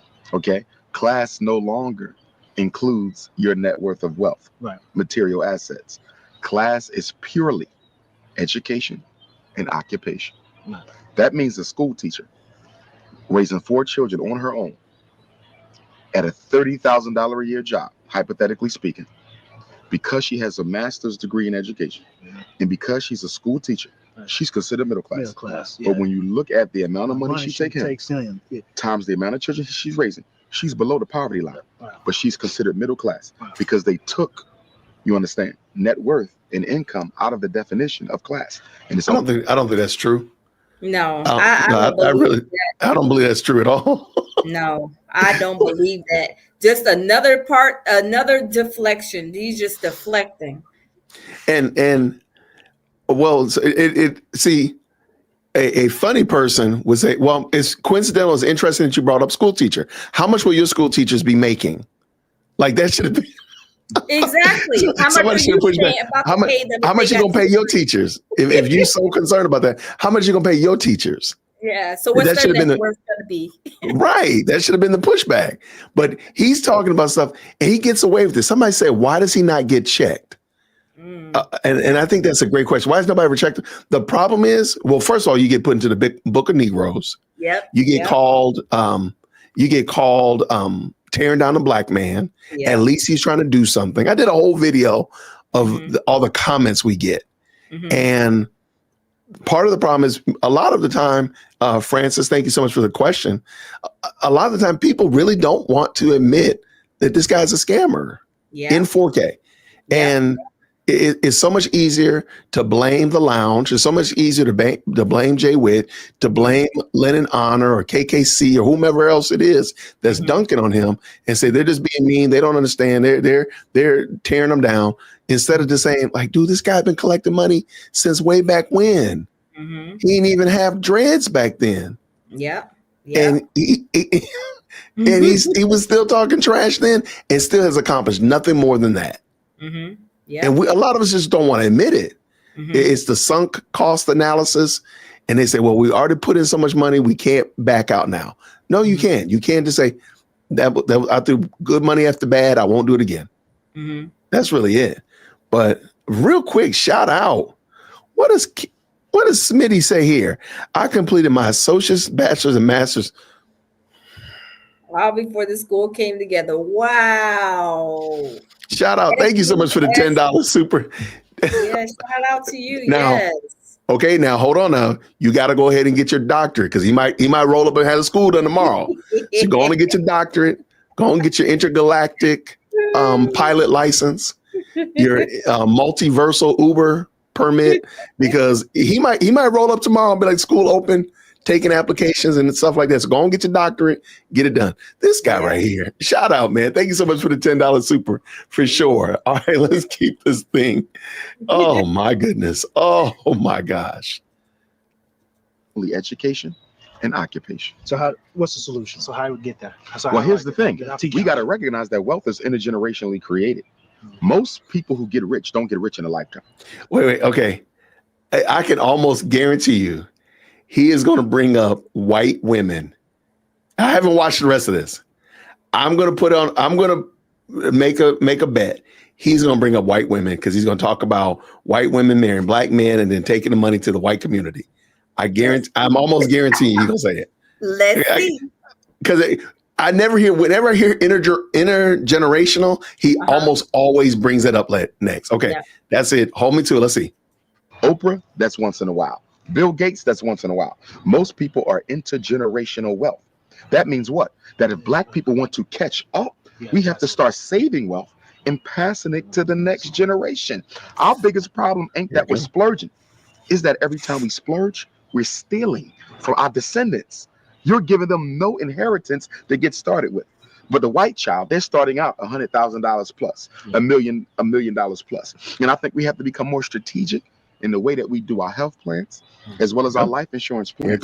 Because what I'm learning with a lot of these white folk, a lot of them are getting their first, what you want to call a shock of wealth through the life insurance policy of their parents. We talk about that too. Yeah, so life insurance policy. So there's so many different strategies towards wealth that we're not even thinking about because black people, our selfishness, it's also based on our, what you want to call it, emergency consciousness, survival instinct. We're only worrying about our life. We do not think about those who come after us. Now, you got to realize now, when we got out of slavery, white folks been already building wealth for a couple centuries. Right. We started behind the 8 ball. Okay, so you got to play catch up. How do you catch up with somebody who's 100 yards in front of you? You have to run faster than they are. That means we have to sacrifice. Okay, this is going to be a hot take, and people might not like this, and I hope I don't cause people to just click out. If you constantly are looking at other people and comparing yourself to other people, whether they're right or wrong, and let's just pretend that Umar Johnson is 100% correct. Okay.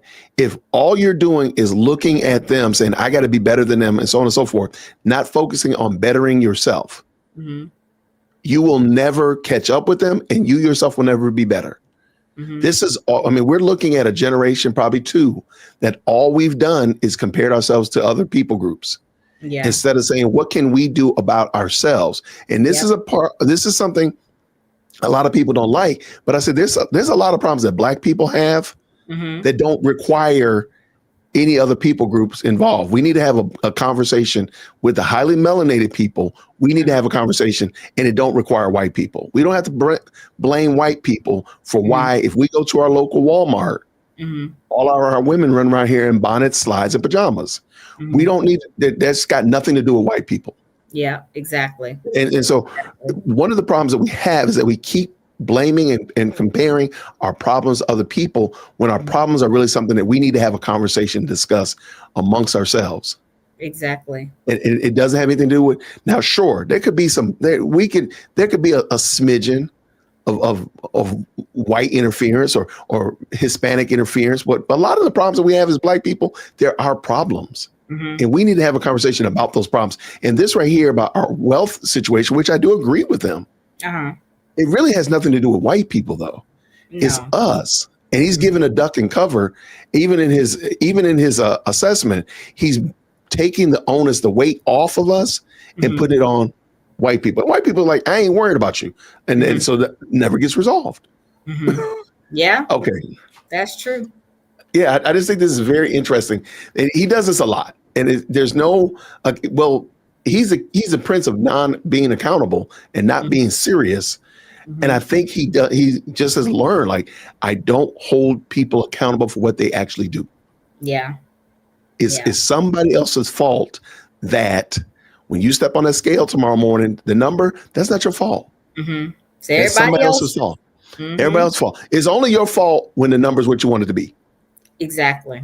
Now, then of course, you worked hard and you struggled through it. Girl, you did everything else. Yeah, slay queen. But when the number is not what you want it to be, it's fill in the blank. It's somebody else's fault, somebody else's problem. And say again? I said pointing the fingers. Yeah, point the finger, like point the finger at yourself. Like, let's say, like, hey, it's my problem. Because again, I do agree there is a wealth problem amongst Black people. We do have a short-term, we have a very short view about finances. That's a reality. Yeah. But it doesn't have anything to do with white people. Exactly. Nobody's making it. Doesn't know. It's us. It's us. And we need to deal with this and discuss it amongst ourselves, even amongst in our own homes, but say, hey, this is something we need to fix. And it don't have nothing to do with Barbara next door, has nothing to do with Kirsten down the street. It's our issue that we need to resolve. And we need to have that conversation. Exactly. Because I think to a degree, I think he's right, but I think he's the solution is in the wrong place. Okay, that's what I mean. Okay. Yeah. Sacrifice our spending habits more than everyone else in order to catch up. How does a people who are at the bottom waste money more than people who are at the top? So not only are you not catching up, you're not even thinking about it. Trying to catch up. This is good, and we got 1,000 questions, and we know you got a flight. We appreciate the time. Thank you. No problem. One fat, meat, juicy point. What would it be before you go? I would say that we have to build our own schools.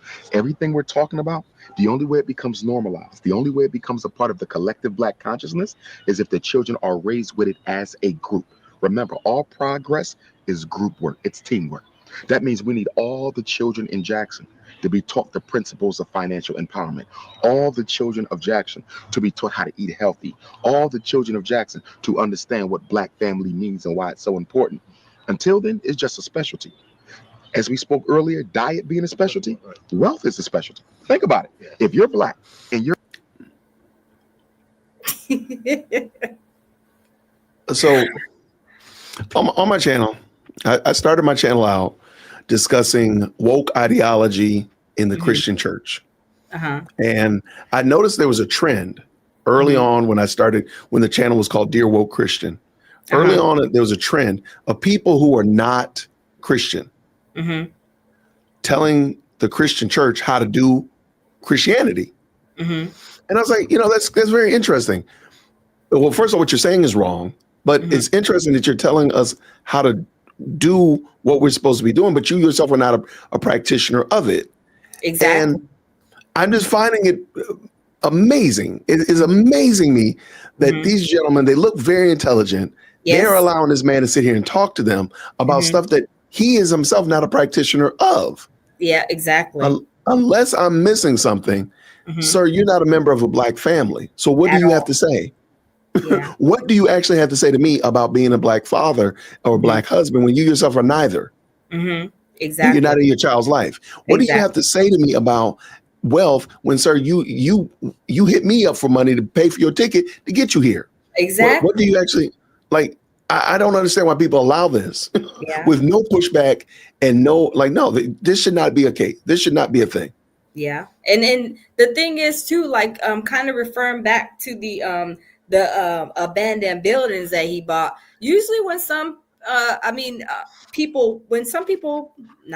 when everybody buys a house, they should. I mean, this is just me because I bought numerous, but they should do their research.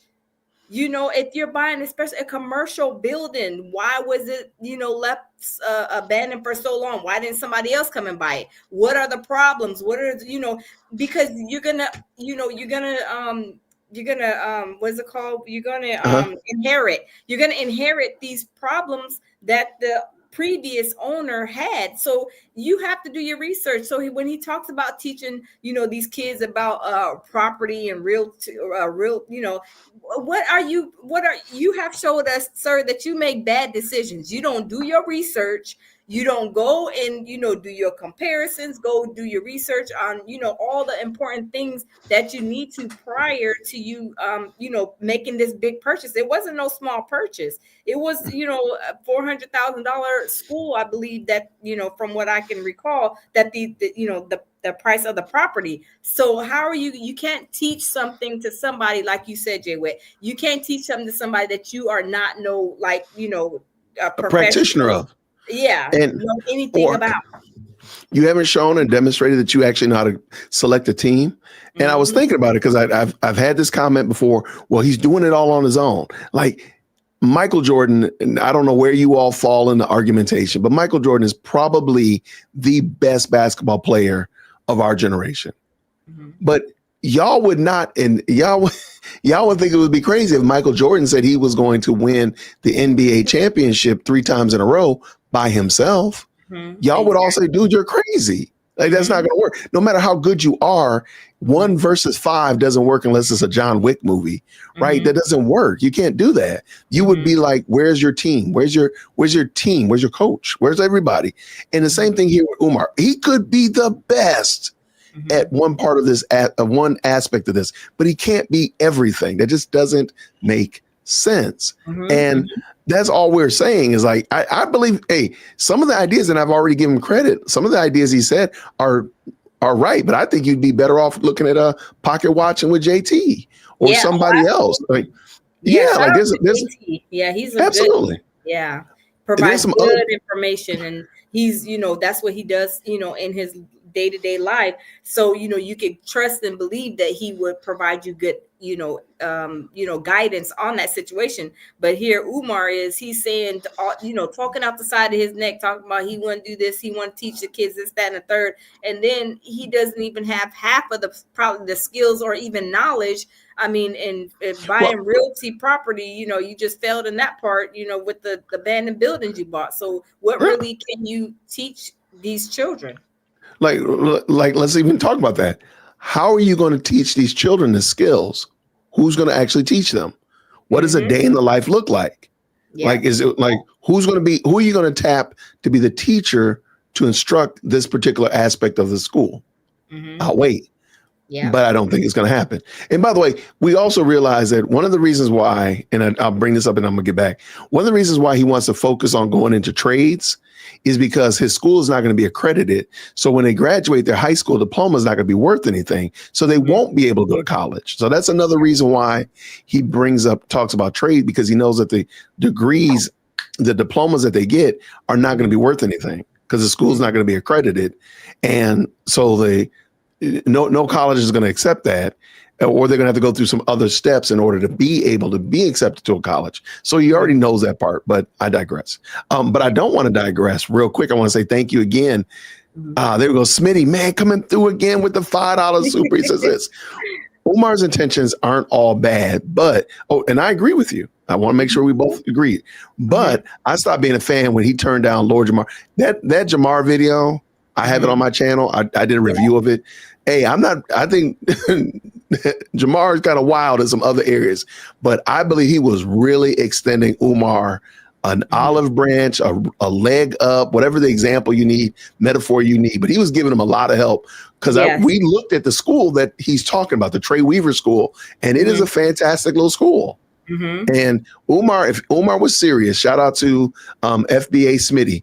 If Umar was really serious, he is silly, but if he was really serious, he would have gleaned a lot from that offer from Jamar and his father-in-law at the Trey Weaver School. But let me finish up.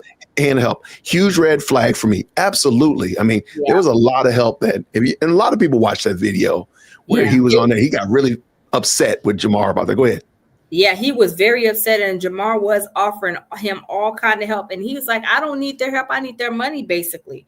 You know, and you can't always need their money. You need people in place. You need resources. You need this. You need that. It's not always about the money. Of course, you're gonna need the money to to do what you need to do, but it's not always about the money. Yeah, and it was and they even mentioned that on the Mark Lamont Hill video. They said all the resources can't just be money, because otherwise people are going to think you're a scammer. Well, guess what? Guess what? In the know about money, in the laws of finance, you are a specialty. Right. You are an eccentricity. You are an oddity. That's a problem, because for white people, gaining wealth is a regular part of their everyday conversation. Right. Even poor white people are regularly talking about wealth. Black people don't discuss wealth at all. We have to move it from the marginalized status it has and make it a mainstream topic of conversation. Is there an answer? I know you can't just drop a 2-second answer. No. Here's what I would say with the unity. Again, unity has to be incorporated into the collective consciousness, which means children have to be socialized to unite with one another. Remember, our kids are socialized to disunite as a principle, right? I've had first graders, 6 and 7, talking about how black your skin is, how cheap your clothes is, how nappy your hair. You're 6. Yeah. This your first year in school. How do you know all this? Yeah. The parents. We are teaching our kids to be Negroes. So the only way you're going to undo that is to teach them to be Africans, which is why I want my school to be residential, because I know sending them back to the same house that created the illness after school is going to undo everything I do from 8 to 3. You got the kids for 16 hours. I got them for 8. I can't win because I just want to stop right there because I had some people push back on me. Umar was saying originally that the school was going to be residential. It was going to be like a boarding school. And you heard him right there say it was going to be a boarding school. Yep. There is no way in the world. There is nothing about Umar that I would want my child to be exposed to without some kind of supervision. There is nothing about him that I would want. I would want at all. It looks like your camera might have went out, sis. Uh-oh. Can you hear me? I hear you perfectly. Oh, okay. I don't know what happened. Hold on. Let me go back to my camera. I'm gonna put you back in, bring you back in. Okay. Some reason your camera went out, but that's okay. Okay.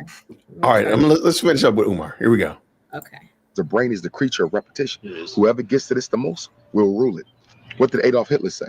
Come up with a lie, keep on telling the lie, be consistent with it. It ain't got to be the truth. No. But the brain cannot resist the temptation to believe something that is regularly presented before it. Repetition wins. We give our kids the white folks for the first 18 years of their life, then we want to remake them into Africans for the rest of their life. That's ridiculous. The formidable years of conditioning is birth to 12. The formidable years of conditioning is birth to 12. We give that to white people. And then when they turn 21, they already have habituated. They already have a personality. They already got hard habits. And now we want to re-Africanize them. Who does that? Why does he immediately believe that again, I live here in Atlanta. I taught in Atlanta Public. Those are predominantly black schools. They're just black. Everything about them is black, except the actual building itself. Why does he assume that you're giving your children to white people? And then why is giving your children to white people bad? But we'll put that over on the side. But in Delaware, where this his abandoned buildings are is a predominantly black community. Their schools are predominantly black. So what's wrong with that? See, this guy, nobody's pushing back on him. Yeah, I don't know why he has this thing about just white people, snow bunnies. It's like he just, I don't know. It's like, did he get done wrong by them? I mean, I don't know. I don't know, because sometimes he says stuff as, oh, the white man, oh, the snow bunnies, oh, it's like he'll hurry up and like, kind of run to that as far as like a blame, situation. And I have to admit, he did not bring up white women and transference of wealth. I was surprised because he usually does when he starts talking about generational wealth. He talks about black men marrying white women, and when they die, the white women take the money. I'm surprised he didn't say it, but I have to admit he didn't say it. I thought it was in this video. I know one of the videos that I did, he did definitely say it. Yeah. He does generally when he brings up generational wealth. That's where it comes from. That's like his his hall pass to start talking about it, but he didn't do it. I'm surprised. Yeah. All right, let's go. What people have ever gotten free, giving the best years of their children to their oppressor? And half of all black men in America are unemployed. That nearly half of all of our children grow up in poverty. Poverty dictates a certain type of a diet, a very low income, malnourished, very sweet, eat on the go type of a diet. If you look at a lot of our neighborhoods, the fast food restaurant chains predominate in all of the black neighborhoods. This is not a coincidence. When the black community came under attack by the CIA and FBI in the early 70s, late 60s, when the crack was dropped off in the 80s, the mass incarceration of black men led to the disintegration of the black family. Capitalism, seeing this, rushed in to capitalize on the fact that black people were no longer operating as family. If we're not operating as family, we're not eating as family. I gotta stop for a second. America has just about always been a capitalist country. So the 1960s was not the start. We were capitalists in the 50s, in the 30s, in the 20s. I hate to say it, during slavery, that was capitalism. I'm sorry, like he just says stuff and nobody pushes back and asks questions. Like that doesn't make sense. And he's just saying it, a stream of consciousness. They allow him just to fly and just talk without being called out. But I do think it's adorable. He himself keeps talking about family when he himself is not a member of one and is not supporting and propping up the family or the children that he has sired. But he's got a lot to say about everybody else's family and such like that. And I do think it's also adorable. We know, probably based upon information belief, that Umar Johnson has a serious thing about sweets. And I think it's adorable that he's dogging out sweets when I could pull up a clip of him talking for 10 minutes about all the different sweets that he enjoys eating. Sir, oh, yes. And we won't even go there, but he just cracks a lot of things to food. Right, like my guy. Which means that we're often eating alone and on the go. The fact that many black parents have to work 2 and 3 jobs to pay the bills dictates I got to get my breakfast on the move, my lunch on the move, my dinner on the move. So capitalism saw this and they said, hey, we can get paid off the fact that black people are often on the go and have to eat as they go, that they have to eat a low energy diet, a low income diet. And then on top of that, they're not eating as a family, which means they're spending more time outside of the home. So this situation, believe it or not, our diet is largely related to the systematic destruction of the Black family. I'm gonna go a step further though. When we talk about diet, as a psychologist, we often look at the intersection between spirituality and diet. And although food diet is critically important, thought diet is as important. I don't think Black people, African people understand the extent to which how you think, every thought is a thing that manifests itself in your physical dwelling. You cannot think a negative thought except to create a negative thought molecule in your body. Every thought. Okay. I disagree wholeheartedly. But even worse than that, he's just talking. Like he is. He is just rambling. He's rambling on, and for me, I guess I've kind of like learned how to like close my ear, I guess, not listen, because I'm like, where is the information on the school? Like, you don't want to hear about all this the diets. There we go. And all these other things. Well, that's the diet right there. Yeah, unless you're talking about the diet of the school cafeteria with the cooks are going to be cooking. I don't want to hear nothing else he has to say when it comes to anything else, because it's a big deflection. And I do want to point out again, as I mentioned in the first video, notice he is not talking in triples. Mm-hmm. He is not. He barely even repeated himself. And exactly. It's all a part of his shtick. It's all a part of his persona that he puts on when he's by himself and such like that. But I digress. Mm-hmm. Let's finish this up.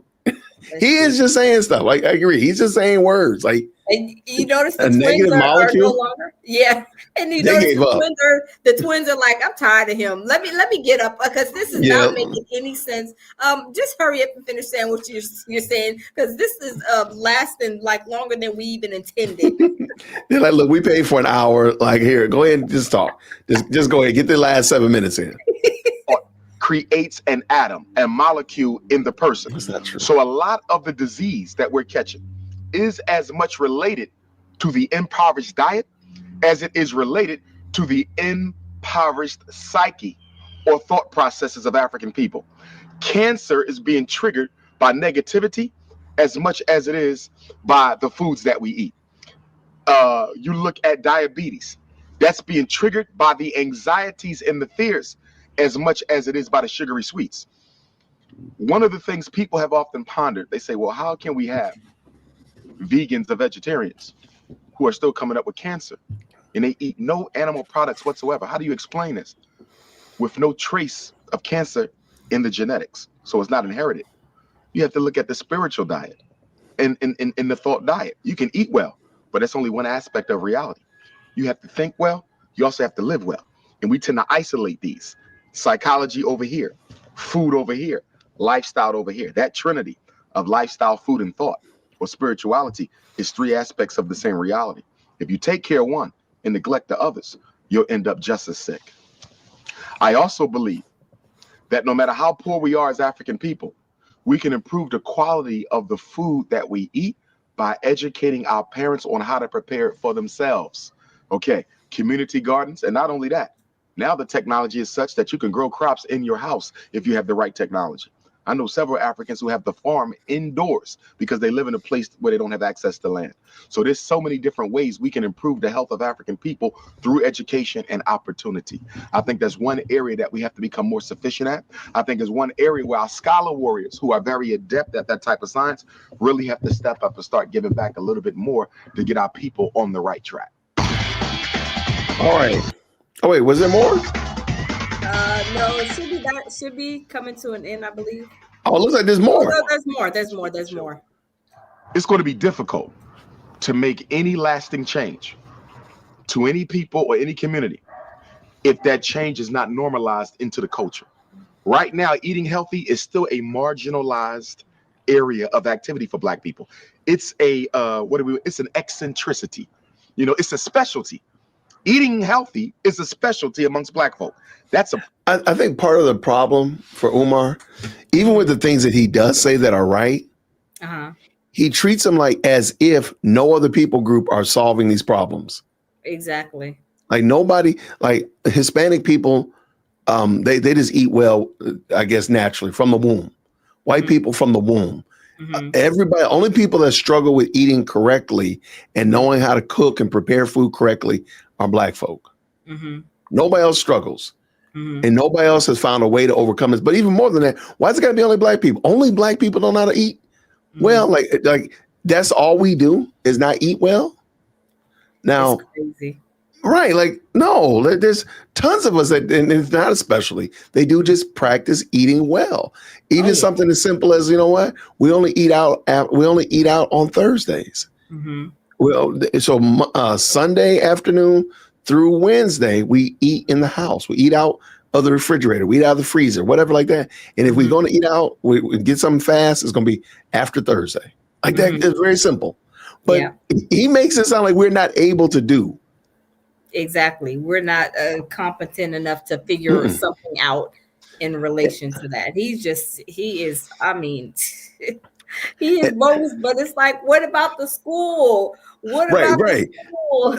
What about the school is a great question. But I do want to point out one last thing.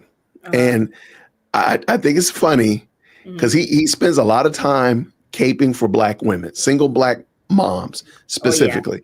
Now, you remember earlier he said 65% of children are raised in a single parent home.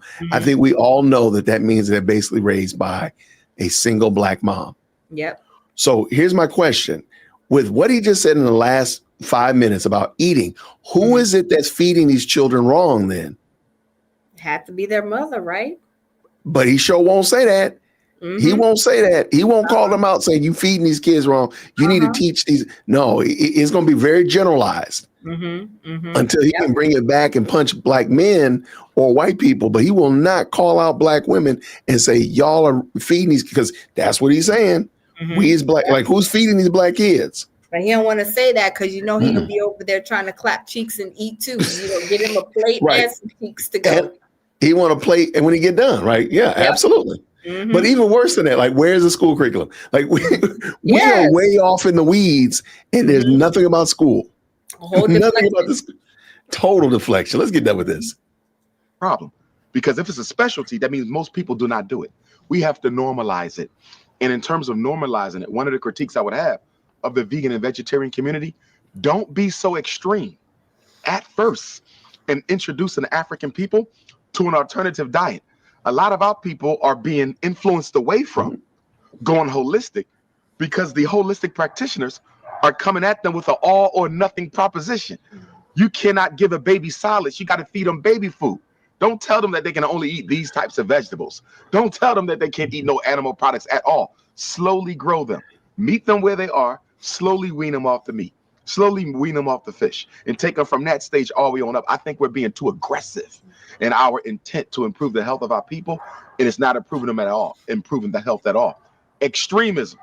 I don't care if it's dietary extremism. I don't care if it's spiritual extremism, political extremism, ideological extremism, religious extremism. It never works in the long run because the average human being isn't equipped or interested or has the motivation or effort to live an extreme life.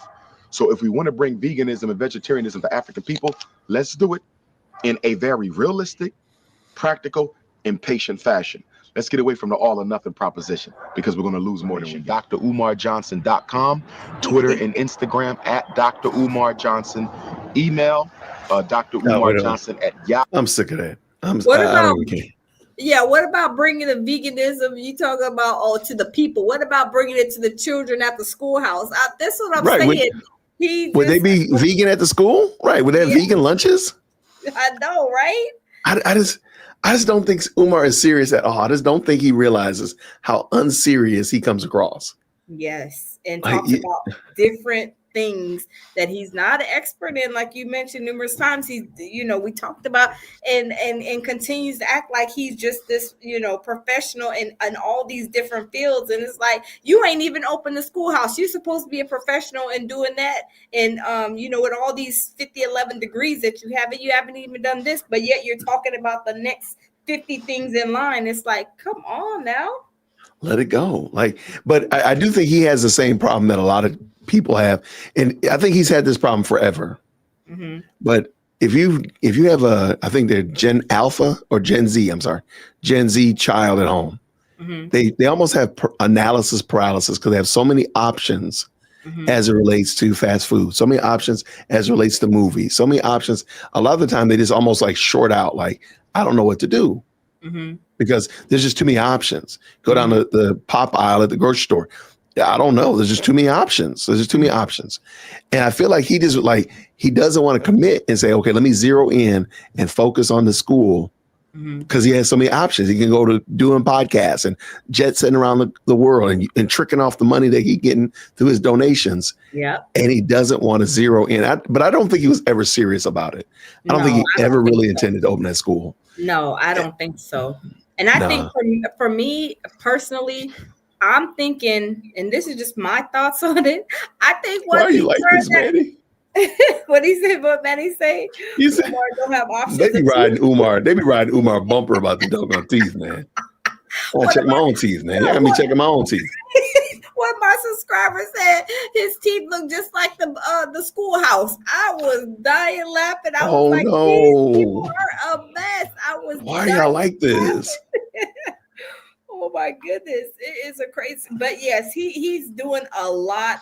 And what I was about to say is like he finds it to be very easy just to turn his camera on, start, talking, yap, hit the PayPal, and then he realized that people who follow him is so much easier to beg and to ask to hit the PayPal and the Cash App, and the money was coming in, and it was probably coming in back then, really, really fast. So I'm sure, yeah.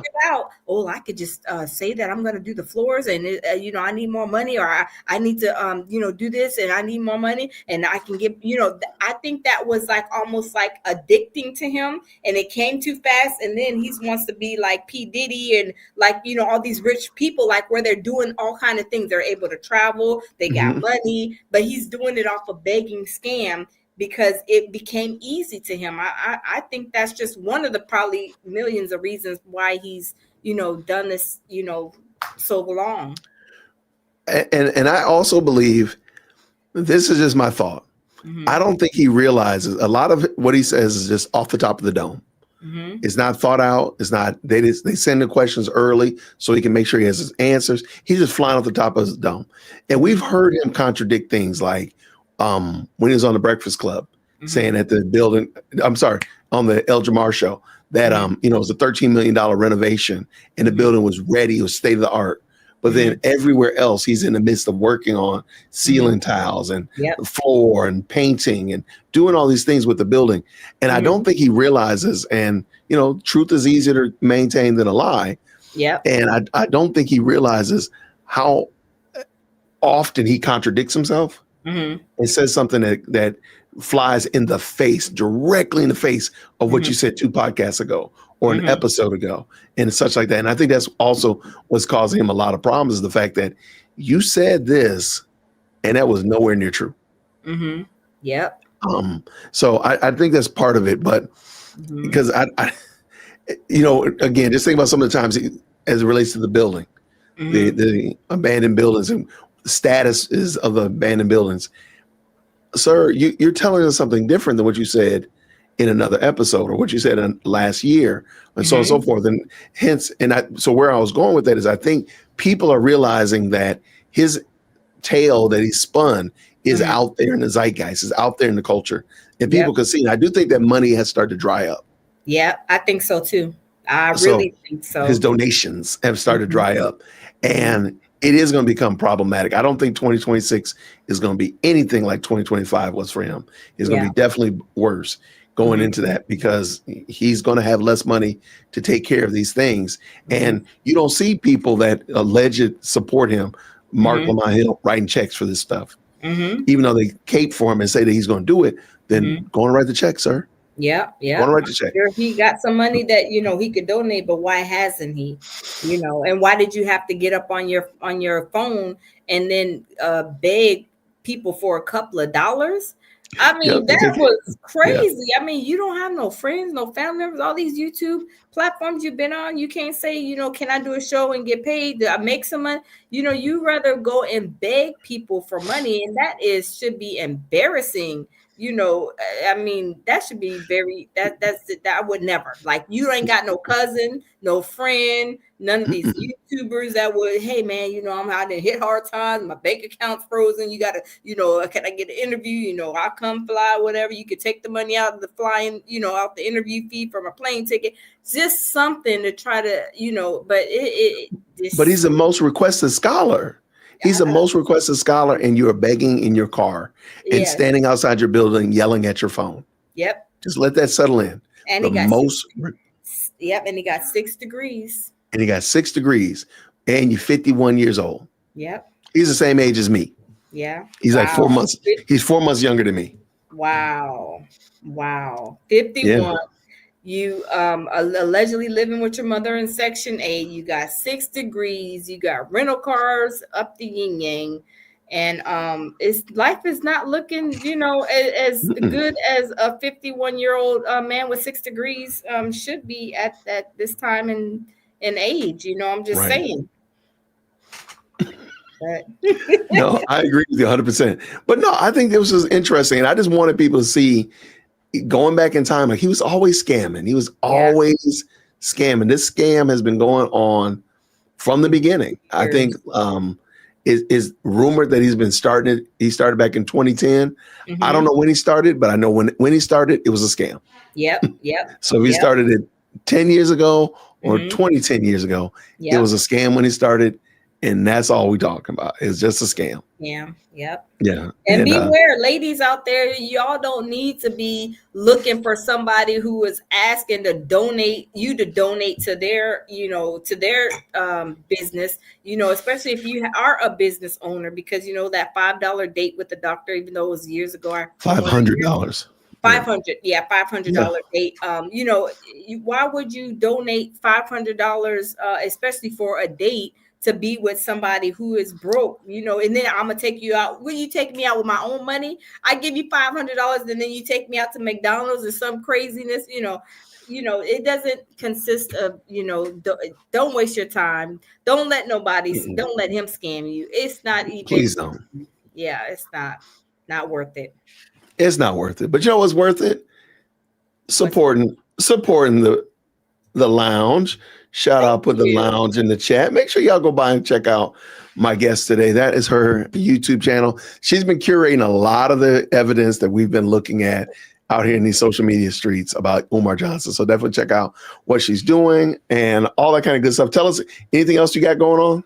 Thank you. No, just doing, of course, Umar, you know, doing the dabbling a little bit on this Charlie Kirk situation. Yep. Yeah, I mean, people are very, you know, at odds. You know, some people are for, some people are against, but you know, I'm, you know, dabbling into that a little bit. And the one also, the other guy that we had spoke about before, I'm gonna start trying to, you know, get into him. But just scam alerts. Scammers are scamming. Yeah. Wow. Thank you, FBA Smith. He says there's another issue. Umar had an idea. He didn't expect to get people behind him and the idea. When he did, he wasn't ready, and it did not have a solid plan to execute. His ego won't allow him to ask for help, just donations. Well said. Umar, that's it. I mean, that's a summation. Yep. I don't know if, you know what, I'm not going to argue and disagree with you. I don't think he ever intended for it to be real, though. No. It's kind of like, hey, I'm over here theorizing on the screen and say, hey, y'all, I'm thinking about building a tiny house studio in my backyard. And then all of a sudden y'all start throwing donations. I'm like, oh, I was just talking trash. I didn't know. And then I just start selling y'all stuff. And then I just start selling the lie. But I never really intended for it. I was just talking trash. I was just saying something. And I think that's really where he was. But I mean, I'll give you that. I don't think it was ever genuine. I just don't believe it was genuine. But I know that I appreciate that $20 super for sure. FBA Smitty. Thank you so much. But no, I think it was always a scam. I think so too. Always. From day one, I feel like, you know, sometimes you put things out there just to see if people are going to bite. And did they bite? And he just kind of ran with it. That's just how I see it. And the donations were coming in. So he's like, oh, maybe I can just go buy the building and then scam again on that. Keep the building. Right, because now I have something. And again, like just to keep showing some evidence, some proof of life type of scenario. So we got some buildings. So now people are like, oh, so he's got the school, because people argue, well, he's got the schools are there. No, he's got buildings. He's got abandoned buildings. Molded, yucky buildings. Yeah. Okay. I see this. I've seen people talking about this. Malika, you gotta give me some, and you have my email, by the way. I've seen people talk about this, and to go to jail, you got to be charged with something though. Like, I believe he probably will, but there are people saying he got arrested today. There's clickbait videos out there right now saying he got arrested today. I don't know about that. Yeah, I need to see. I think, I did a video, a live video a few days ago, and there was this guy that he was scamming people for Navy veteran money, and he never used the money for its intended purposes. He got 28 years. So that's what I think they're going to get him on, is him saying that, he's going to build this school, begging all these years. Because if you really think about it, they can go back and look at his bank account. If they donated all this money, put it into the FDMG account, and then your debit card is hitting Wendy's, hitting Walmart. Wendy's is crazy. It better not be Wendy's. Now that trash he was talking.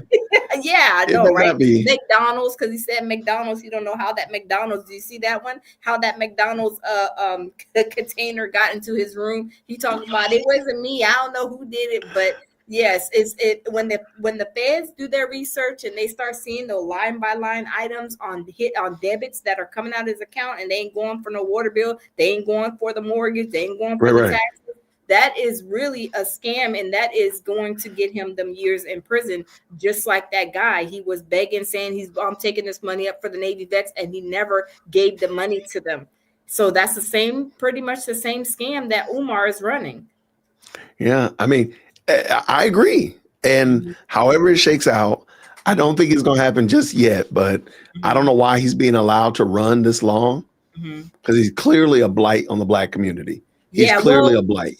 Yeah, well, that guy, he ran his scam for like eight years, I believe, and then went on the run for a few years. So, sometimes it takes time for them to build up, and they want you to get like a certain, because the feds, they'll try to, hold your foot to the fire when they know they have enough, I guess, maybe a dollar amount or something, to go ahead and bring them charges. But I do believe it's going to be something similar to that case I spoke about on my live. Yeah. No, I totally agree with you. So, yeah, I mean, however it shakes out, I believe it's going to probably more than likely happen soon. But we will see nonetheless. Yep. Yeah, we'll see. All right. Wait, last one. Let me see. Bougie Barbie says this.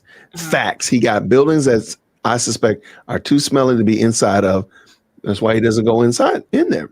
Okay. All right. No, I can kind of dig that. But I'm sure this building. Go ahead. Yeah, they may be too smelly, but why is he always pulling up and not inside of the building? I mean, he'll pull up on a hot sunny day and he'll still be outside. It's kind of questioning who is really attached. I wish I could find out and get to the bottom of that, because I'm trying to figure out who is really on that mortgage deed or however it works with the commercial buildings. Because it's like, if you own this business and this school, this building, why aren't you inside, even reporting from your desk, doing a live and say, I'm just, applying for my certificate of this, or applying for this, or looking at some furniture on the internet. See y'all, something of that sort. But he's done a lot of videos and not been going in. So it's kind of questionable. Personally, I don't believe that the lights are on.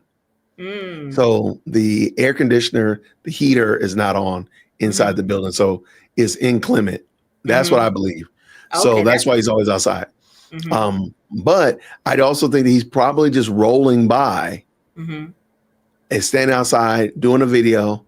He knows it's hot. Maybe it is funky inside. Maybe it is smelly because it's not properly aired out and whatnot like that. I remember there was supposed to be some problem with the roof at one point. So I'm sure there's probably some odors, maybe bacteria, whatever in that building. So he just stands outside, does his little video, and then keeps it moving, going back home or wherever else he's going after that. Wait a minute. Hold on. I thought the HVAC, remember he was talking about the HVAC? I thought the HVAC situation was completed. Well, okay, that could be multifaceted. Oh.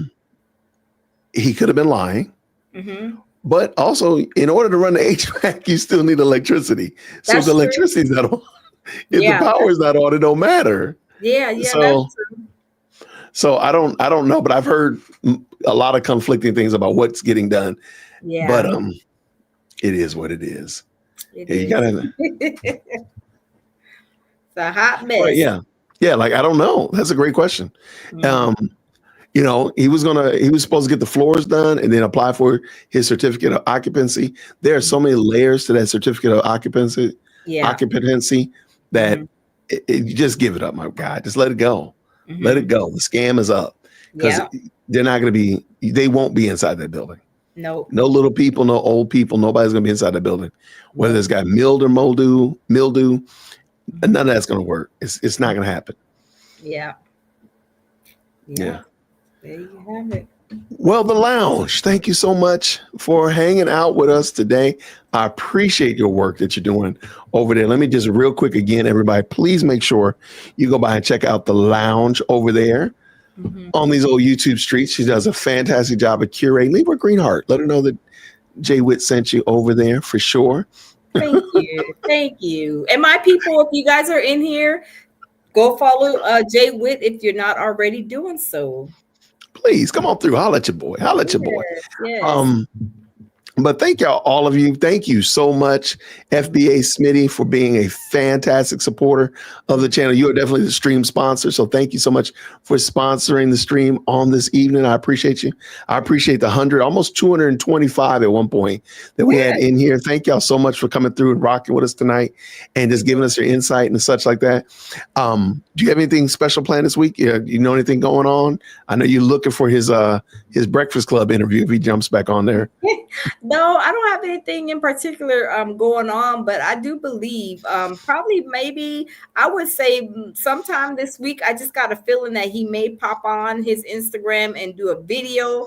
So oh my gosh, yes. Yeah, I'm looking out for that because it's about time. It's about time for him to get up there and turn him camera on. He got stuff to say. Yeah. He got stuff to say. I absolutely love it. But keep me posted. Now, if something pops off, let me know. We'll jump back on and do another one. Yeah, definitely. I think that'll be fun. Absolutely. But no, I really appreciate you. Thank you so much. It's been a great guest. I think y'all real quick, man, y'all put the lounge in the chat. Let's go ahead and just flood the lounge. Let her know she's always welcome over here.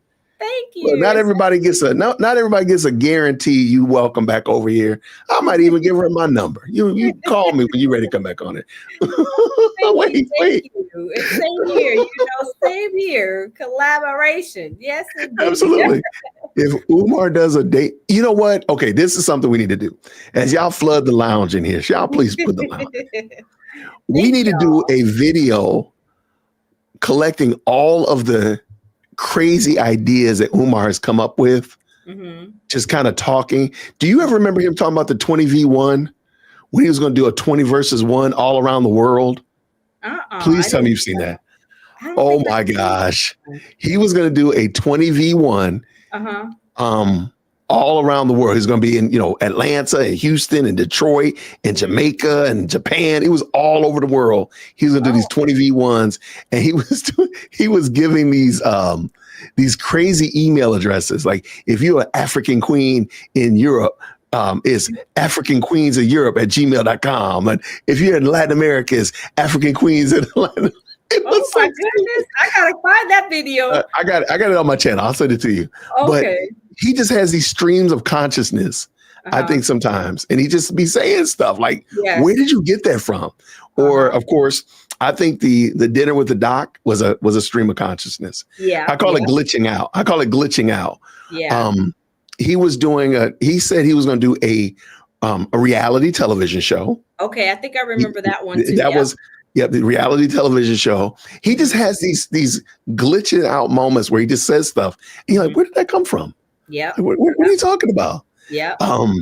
I seen him. I heard him say it like so many. It's so many, and then like I'm like, what? Where do you come up with these ideas? Like you have all these ideas, but it's like you doing way too much. You need to focus on the first idea that you had these people donate money to, let alone all these other side ideas you have. You need to leave them alone and not even mention them.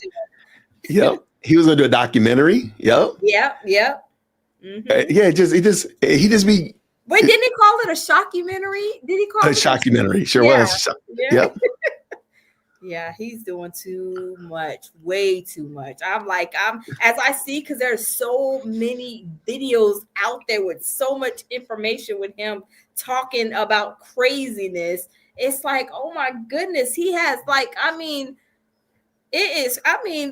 for all the ideas, we would probably all be millionaires if they were paying 1 cent for each one he had. I mean, it's just so many ideas.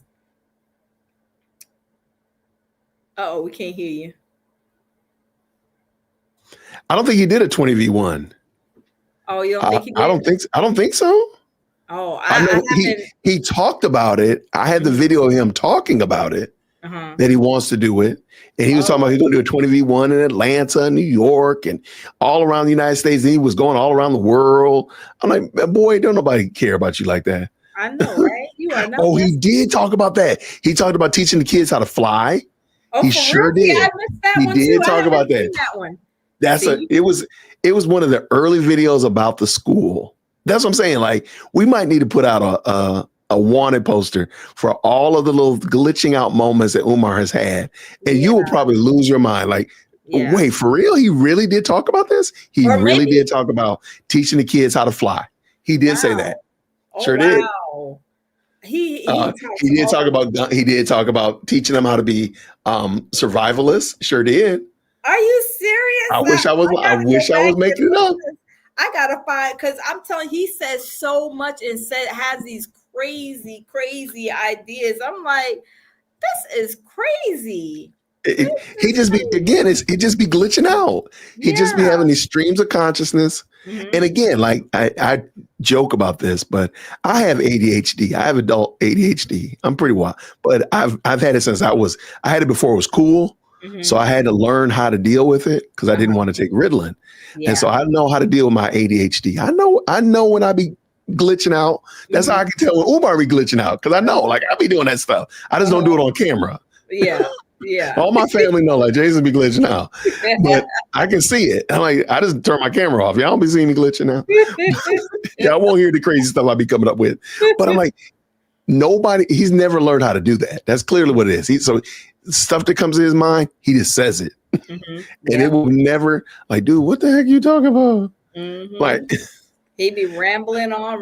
It's like, did you want to do these things when you were little or something? Did you miss out on a whole lot? Did you want to fly a plane when you was a little boy growing up or something? Like, some of these ideas that he has is just, I'm telling you, it is beyond belief.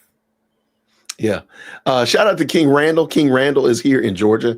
He started a school for Black boys. He started a school doing exactly what Umar wishes he could do when he grows up. Yep. And Randall is like 30. I mean, he is crushing it. Yeah. He is crushing it. So, shout out to King Randall for sure. Yeah, King Randall, he is doing his thing, and he started off smart, in his dining room or something. With dining room table. Boys. Yep. And then he grew, and then he's doing that thing. I mean, shout out to him. He's really very, very impressive. Absolutely. See, people feeling the team up. I love y'all teaming up. Thank you, Bougie Barbie, and thank you everybody in the building. My people and Jay Wiz people. Yes. He did say Gun Club. I forgot. That's what I'm saying. Like, that's what I'm saying. Like, he did say that. I do remember that. Wow. Yep. He was gonna teach. Wow. I think it was with the survivalist conversation. But yeah, like, they were gonna have a gun club. Mm-hmm. Like, stop and think about that, man. Get out of here. Doing too much. He is doing too much. He can't even handle what he has, sir. We're trying to get you to handle the school. And you only come during the wee hours, and the only thing that's open at that time is right the schoolhouse. Uh-oh. She causing trouble. Now she causing trouble. I'm just saying, y'all. I'm just keeping it real. You ain't nobody conducting business that late in the night in the wee hours. Mm-mm. So it's I crazy. love it. Y'all are wild. Y'all are wild. I forgot one night we started making up classes that were going to be offered at FDMG. Oh, yeah. And they were I forgot about that. Darn it. Yeah, I put that up just the other day. I was like, y'all, what classes are they going to be having? We had some crazy classes. We had some insane classes. I was like, what is wrong with us, man? Yeah. And then we had like what's going to be the lunch specials. What were going to be like food specials at the school. So like we had like the Nat Turner nachos and Harriet Tubman tamales. It was insane. I don't know what was wrong with us that night. I don't know what was wrong with us. Oh my gosh. Culinary school would be crazy work. Oh my goodness. Con 101. Yeah, the Nat Turner nachos was extra crazy. Then they're going to Garvey gravy. Not the Garvey gravy. Oh, we was wild that night. I don't know what was wrong with us. FDMG etiquette classes.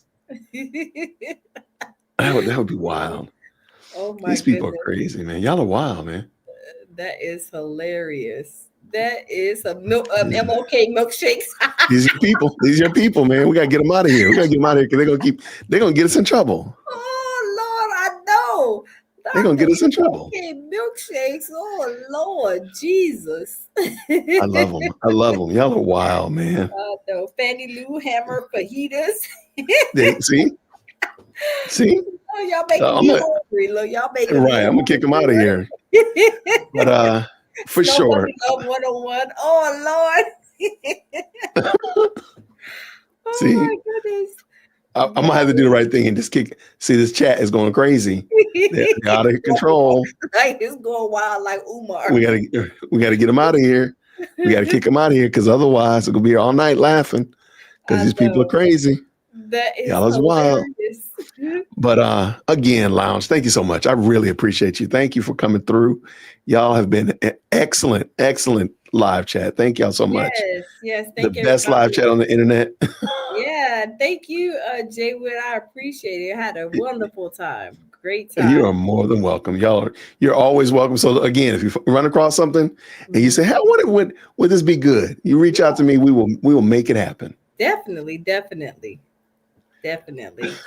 What? See Jackson. What is wrong with y'all, man? Oh, I didn't see this. Oh my gosh. Why are you people like this? Oh my God. Y'all is crazy. Y'all is hilarious. How to date is nobody in my mama's closet. I mean, where's the lie? Where's the lie? Oh my goodness. They tell the truth. FDMG, they're not lying. Dr. Sebi School of Nutrition. Oh my God. Y'all okay. is hilarious. All right. Let me ask you this question then. Okay. So we just letting the live chat be disobedient. Do you think, when Umar Johnson just lists off a date, he'll say today is September 14th, which is the anniversary of the first time Nat Turner ever shot a gun, blah, blah, blah. Do you think he makes up those dates or do you think they're real? I think he makes them up. I think he just takes stuff off the top of his head because some people are not going to be quick enough to go fact check him. You see what I'm saying? No question there. I think he does stuff off the top of his head just to make himself look smart because, I mean, from what Lene said, the conversation, the general conversation that normal people have, he can't have those type of conversations. It's always some type of like educational chat or talk that he wants to have because people are not probably either don't know and not going to be able to go hurry up and fact check him. So he just spews out stuff, I think. Yeah, I'm just like, it's always interesting to me. Malcolm X mac and cheese. Why are y'all like this? Not the mac and cheese or Malcolm X mac and cheese. See, now y'all got me participating. Oh, Lord, I gotta go. I gotta hang up because otherwise I'm gonna be in here misbehaving with y'all. I know, right? Oh my goodness, y'all is hilarious, y'all. Y'all is hilarious. Sojourner Truth Tacos. Why are you people like this? I don't, man. Not the truth tacos. Sojourner Truth Tacos is crazy. All right, let's get out of here. Have a fantastic night. Thank you so much, everybody. We appreciate y'all for hanging out with us tonight.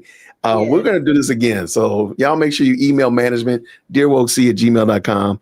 Let me know what we need to bring the lounge back over for. Clearly, it's going to be something about Umar, right? We're going to have a blast with it. We're going to have like we have an Umar Johnson dinner party. Yeah, that would be fun. And you got to have your Nat Turner nachos out. Yep, I have my Nat Turner nachos and I have my Louis Farrakhan French fries. I love it. I got my Sojourner Truth street tacos in the refrigerator, so I'm ready. Pan African pizza is crazy. Oh Lord, not the Scam Tunde scallops, y'all. What is that? I gotta put my glasses on. Y'all got my. No. Shot. Yeah, Scam Tunde scallops. Oh my God, y'all is hilarious. And then now y'all got Saint Center and they're acting up. Saint Center, don't behave with these people like this. Saint Center said, oh my gosh, this right here, this might almost kill me. Pan African pizza is probably. I'm sorry, y'all. That one might actually steal the night. That's hilarious. Y'all quit. Oh, y'all is cutting. Okay, the school menu. School will be you know it will. You know it will, though. You know it. Yeah, he loves. You know it will. Debbie snacks. That part. Oh my gosh. All right. If I don't just stop this, we're going to be here all night. So I'm gonna go ahead. Oh, look at these people. Medgar Evert omelets. Why are y'all like this, man? All right. And I think I actually, the funny thing is the night we were doing this and we were like collecting classes, I do think I actually have the emails that people sent me classes for FDMG. They were crazy. They were crazy, but I think the food just really, the food really stole the night. Yeah. All right, I gotta end this. Otherwise, we'll be here till 2:00 in the morning. Y'all have a great night. Thank you so much. Until next time, everybody, grace and peace. Good night. Thank you so much for tuning in to another episode of the Jay Witt Podcast. If you enjoyed today's show, please do me a favor and hit me up with that 3-piece special. Like the video, subscribe, and of course, share it with somebody who would also enjoy this type of content. And make sure you leave a comment because I do pin the best comments to the top. So thank you so much for tuning in today. And until next time, everybody, grace and peace.